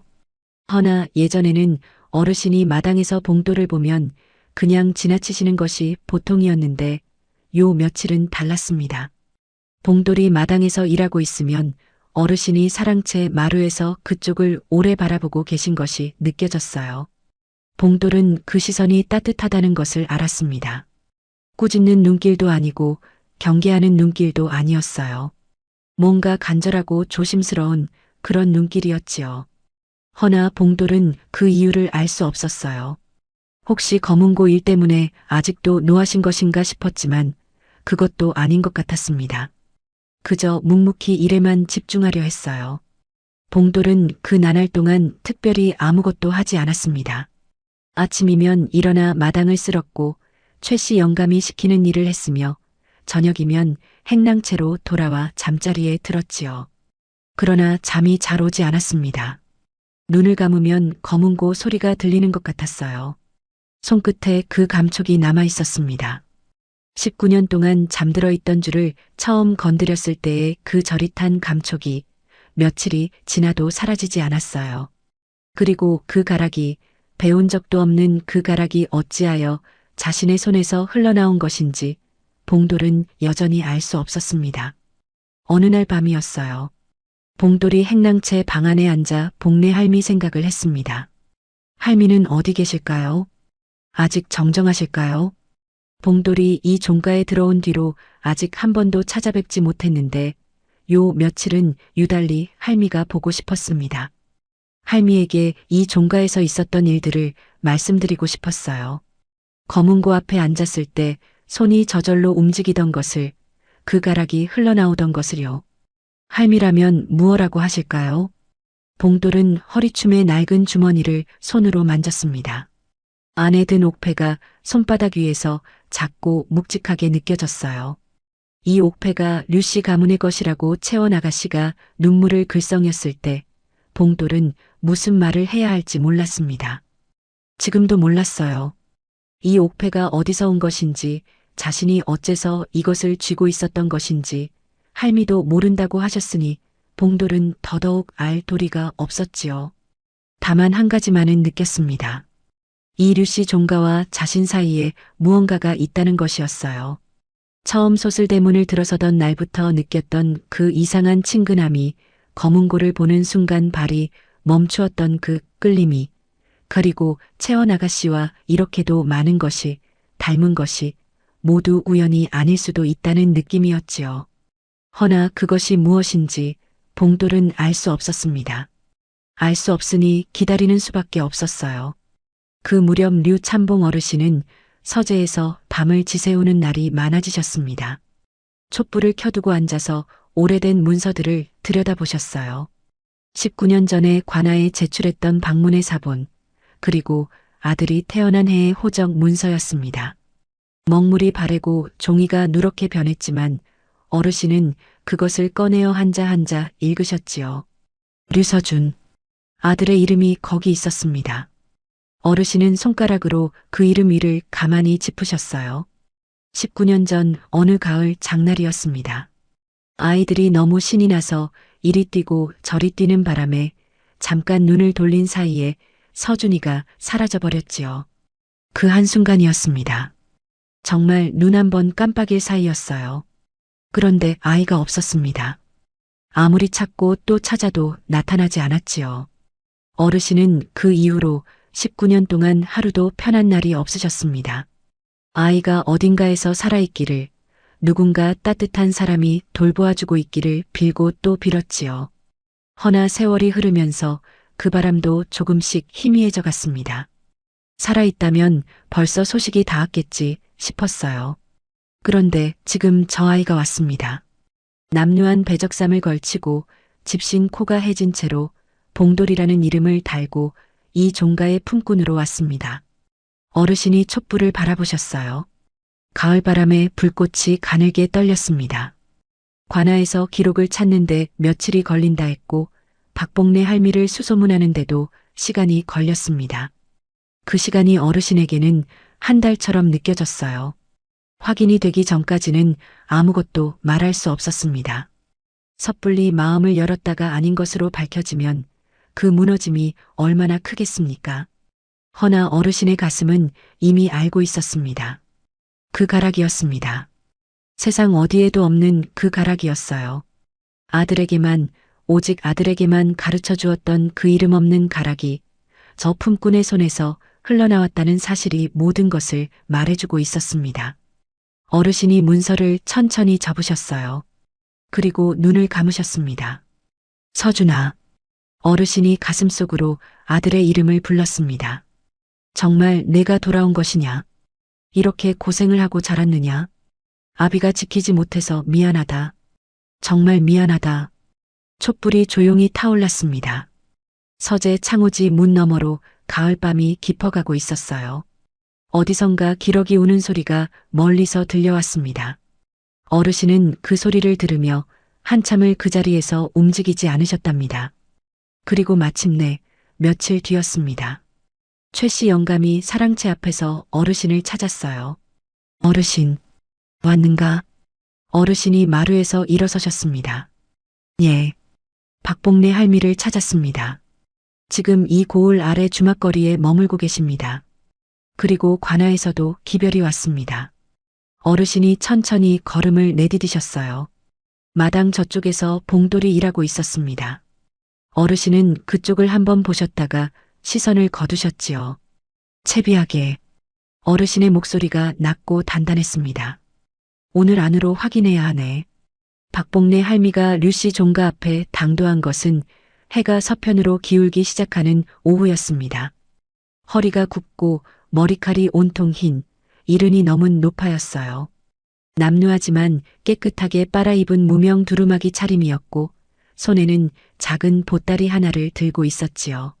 마름 최 씨 영감이 데리러 갔을 때 할미는 주막거리 한쪽 방에서 기다리고 계셨다 했습니다. 류씨 종가에서 사람이 찾아왔다는 말을 듣는 순간 할미의 얼굴빛이 달라졌다고 했어요. 소슬대문 앞에서 할미가 발을 멈추었습니다. 오래된 종가의 현판을 올려다보는 할미의 눈에 무언가가 어렸어요. 두려움인지 기대인지 알 수 없는 빛이었지만 분명 예사롭지 않은 눈빛이었지요. 할미가 천천히 고개를 끄덕이고는 문 안으로 들어섰습니다. 류 참봉 어르신이 사랑채 마루에서 내려와 마당에서 기다리고 계셨어요. 두 사람이 마주 섰습니다. 어르신이 먼저 입을 여셨습니다. 먼 길 오시느라 수고하셨습니다. 류성하라 하옵니다. 할미가 허리를 굽혔어요. 박복래입니다, 어르신. 이런 큰 댁에 부르심을 받으니 황송하옵니다. 안으로 드시지요. 대청에 자리를 펴고 마주 앉았습니다. 이씨 부인도 자리를 함께 하셨어요. 채원 아가씨는 안채 쪽에서 기다렸지요. 봉돌은 아직 이 일을 알지 못했습니다. 마당 저쪽에서 여전히 일을 하고 있었어요. 류 참봉 어르신이 천천히 입을 여셨습니다. 할미께 여쭤볼 것이 있어 이리 청한 것입니다. 한 아이에 대한 이야기입니다. 할미가 고개를 끄덕였어요. 봉돌이 말씀이시지요. 어르신의 눈빛이 흔들렸습니다. 어찌하셨습니까? 할미가 무릎 위에 놓은 두 손을 가만히 내려다보았어요. 잠시 말이 없다가 천천히 입을 열었습니다. 그 아이를 처음 보았을 때부터 예사로운 아이가 아니라는 것을 알았습니다.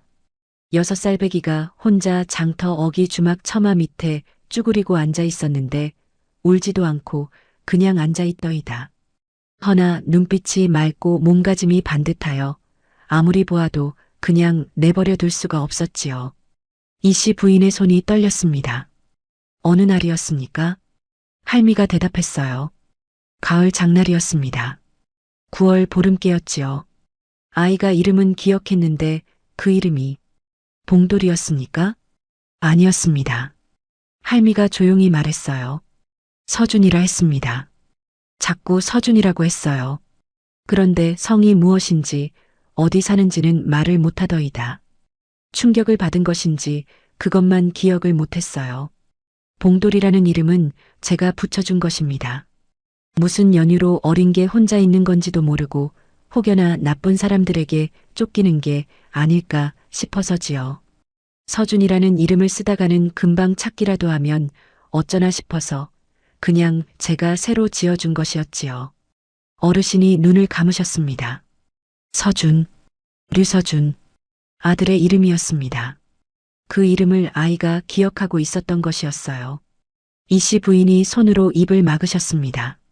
눈물이 뺨 위로 흘러내렸어요. 류참봉 어르신이 다시 입을 여셨어요. 장소가 어디였습니까? 어느 장터였습니까? 이 고을에서 십리쯤 되는 덕산 장터였습니다. 어르신의 손이 떨렸어요. 덕산 장터였습니다. 19년 전 그날 아이와 함께 갔던 바로 그 장터였어요. 어르신이 관아에 제출한 방문에도 그대로 적혀 있는 곳이었지요. 아이 손에 무언가 들려있지 않았습니까? 어르신이 물으셨어요. 목소리가 떨렸지만 단단했습니다. 할미가 고개를 끄덕였어요. 있었습니다.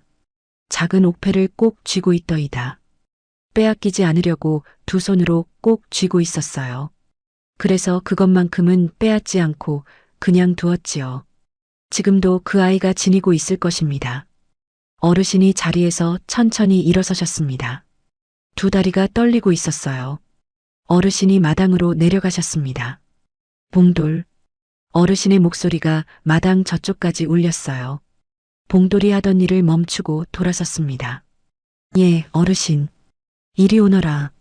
봉돌이 연장을 내려놓고 걸어왔어요. 어르신의 표정이 평소와 다르다는 것을 느꼈지만 무슨 영문인지는 알 수 없었습니다. 봉돌이 어르신 앞에 서서 허리를 굽혔지요. 부르셨습니까, 어르신? 대청으로 들어오너라. 봉돌이 고개를 들었어요. 잠시 어르신의 얼굴을 보았습니다. 어르신의 눈빛이 봉돌을 향해 있었는데 그 안에 담긴 것이 무엇인지 봉돌은 읽을 수 없었지요. 봉돌이 대청으로 들어섰습니다. 거기에 두 분이 앉아 계셨어요. 류참봉 어르신과 이씨 부인이셨습니다. 그리고 그 옆에 봉돌이 알지 못하는 노파가 앉아 있었어요. 봉돌의 눈이 그 노파에게 닿는 순간이었습니다. 노파가 고개를 들었어요. 그리고 봉돌을 보았습니다. 봉돌아. 그 목소리가 봉돌의 귀에 닿는 순간 봉돌은 그 자리에 굳어버렸습니다. 봉내 할미였습니다. 할머니. 봉돌이 떨리는 목소리로 불렀어요. 어찌하여 할미가 이 류씨 종가 대청에 앉아 계신 것인지 봉돌은 영문을 알 수 없었습니다. 허나 그보다 먼저 달려가 할미 손을 붙잡았어요. 할머니, 어찌 여기에? 봉돌아. 할미가 봉돌의 손을 꼭 잡았습니다. 할미의 손이 떨리고 있었어요. 어르신께 할 말씀이 있으시다고 하셔서 왔다. 이 어르신이 누구신지 아느냐? 봉돌이 류참봉 어르신을 바라보았습니다. 어르신이 천천히 입을 여셨어요. 봉돌아. 어르신의 목소리가 낮고 떨렸습니다. 내 허리춤에 찬 주머니를 내어보거라. 봉돌이 영문도 모른 채 주머니를 풀었습니다. 옥패가 손 위로 굴러나왔어요. 봉돌이 그것을 어르신께 내밀었지요. 어르신이 그것을 받아들었습니다. 손이 심하게 떨렸어요. 어르신이 옥패를 들어 들여다보셨습니다. 봉황 한 쌍, 그 아래 류자.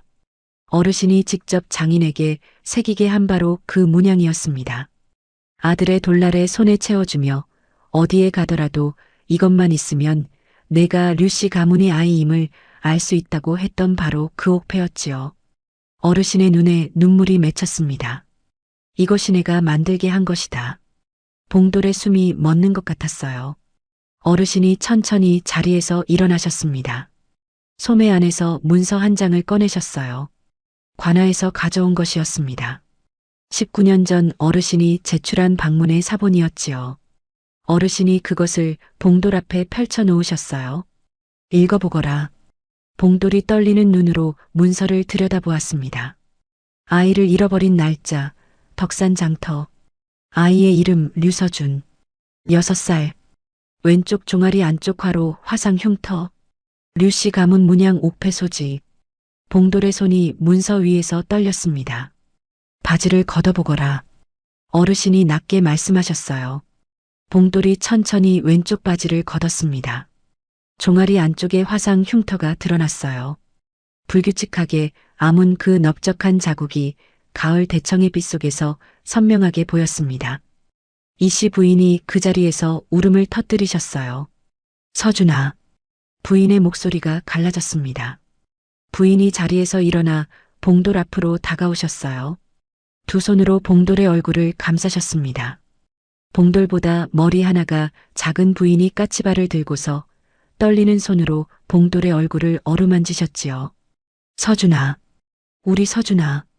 부인의 눈에서 눈물이 주르륵 흘러내렸습니다. 이렇게 컸구나. 이렇게 훌쩍 커버렸구나. 어미가 미안하다. 그날 한순간 눈을 뗀 것이 이렇게 될 줄 몰랐어. 정말 미안하다, 서준아. 봉돌이 아무 말도 하지 못했습니다. 머릿속이 하얗게 되어버린 것 같았어요. 방금 들은 것들이 사실인지 꿈인지 알 수 없었습니다. 류서준. 그것이 자신의 이름이라는 것인가요? 이 류씨 종가의 아들이라는 것인가요? 류 참봉 어르신이 봉돌 앞에 섰습니다. 어르신의 눈이 붉어져 있었어요. 봉돌아. 어르신이 낮은 목소리로 부르셨습니다. 아니, 서준아. 봉돌의 눈에서 눈물이 터졌습니다. 내가 우리 아들이다. 19년 전 덕산 장터에서 잃어버린 우리 아들이야.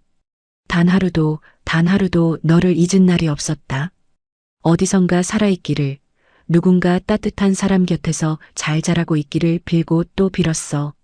어르신이 봉돌의 어깨에 손을 얹으셨습니다. 고생이 많았다. 아비가 지키지 못해서 미안하다. 봉돌이 무릎을 꿇었습니다. 스스로도 모르게 무릎이 꺾였어요. 눈물이 흘렀습니다.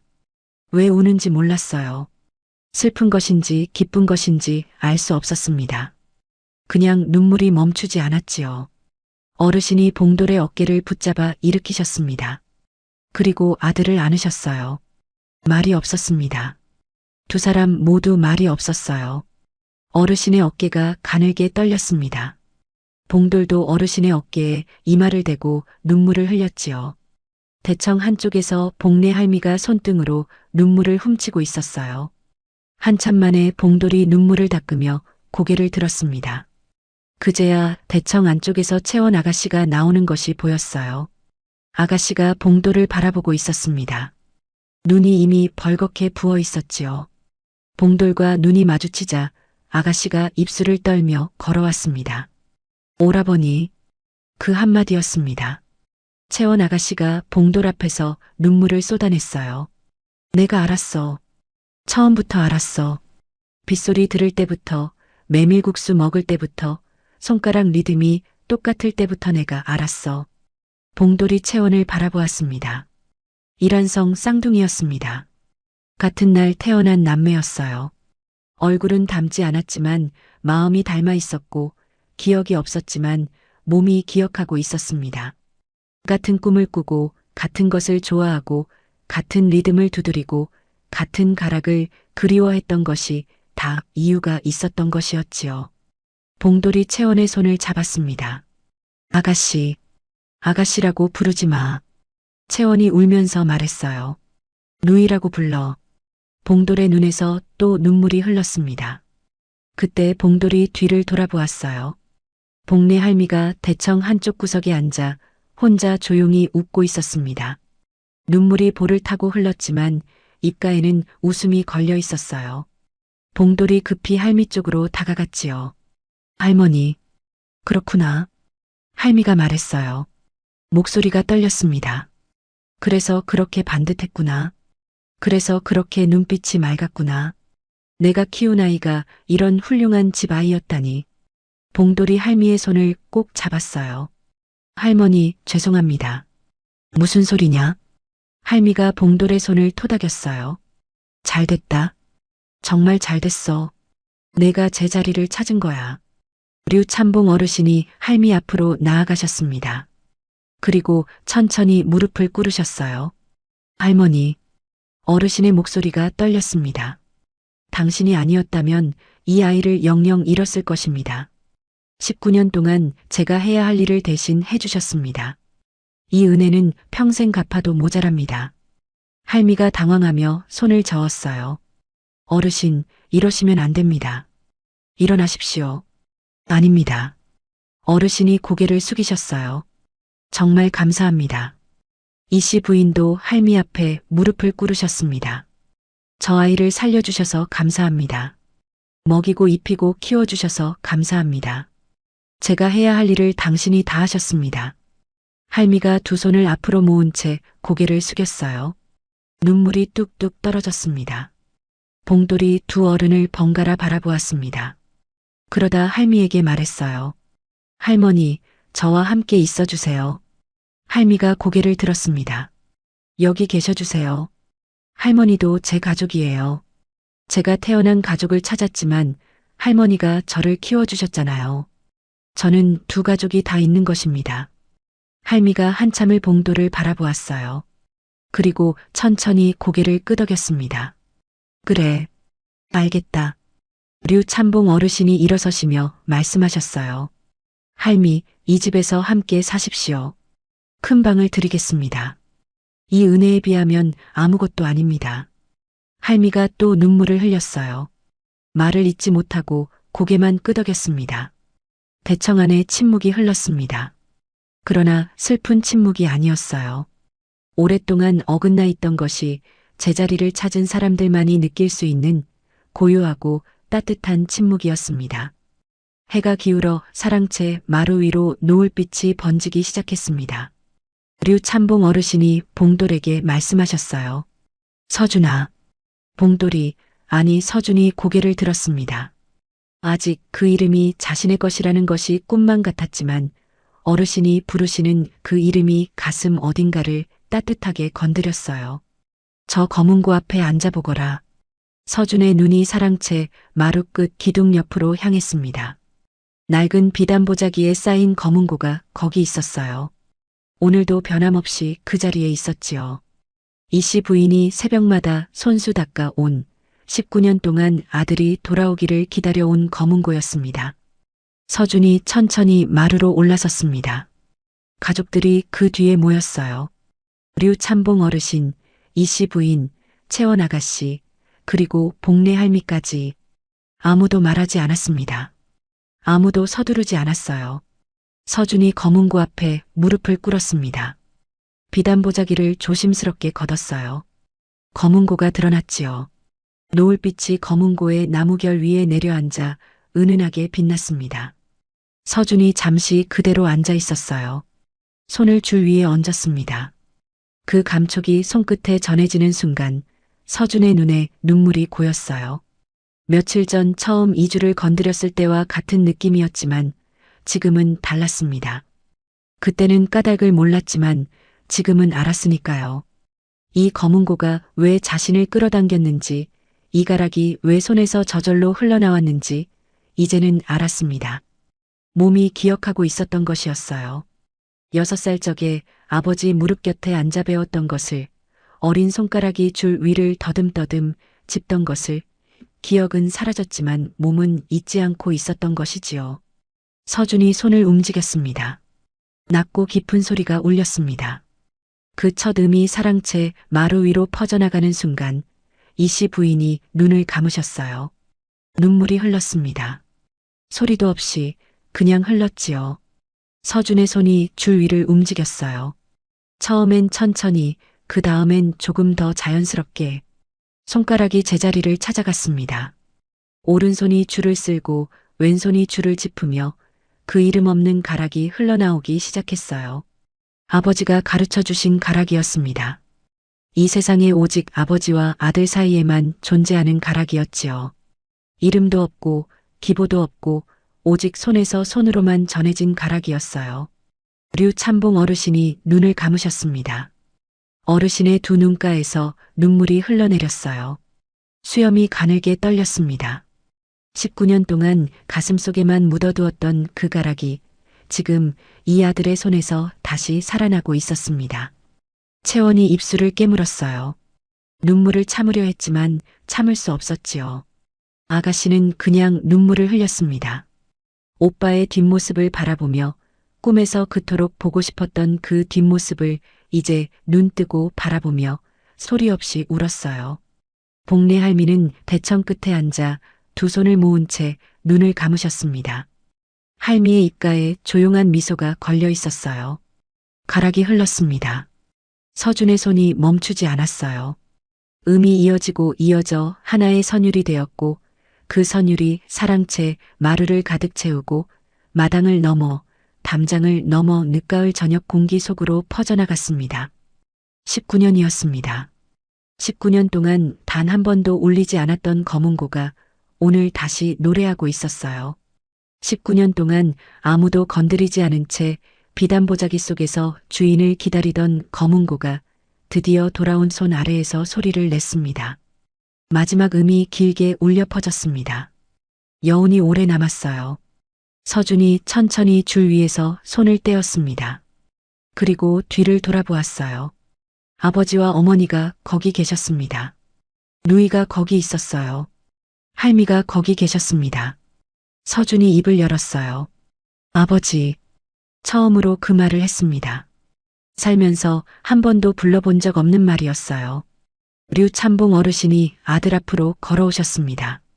아들의 어깨에 두 손을 얹으셨지요. 잘했다. 어르신의 목소리가 떨렸어요. 정말 잘했다. 서준아. 어머니. 서준이 이씨 부인을 불렀습니다. 부인이 아들을 끌어안으셨어요. 아무 말도 하지 않으셨습니다. 그냥 안고 계셨지요. 서준도 어머니를 안았습니다. 처음으로 기억 속에서 단 한 번도 안아본 적 없는 어머니를요. 대청 위로 노을빛이 가득 들어왔습니다. 붉고 따뜻한 빛이었어요.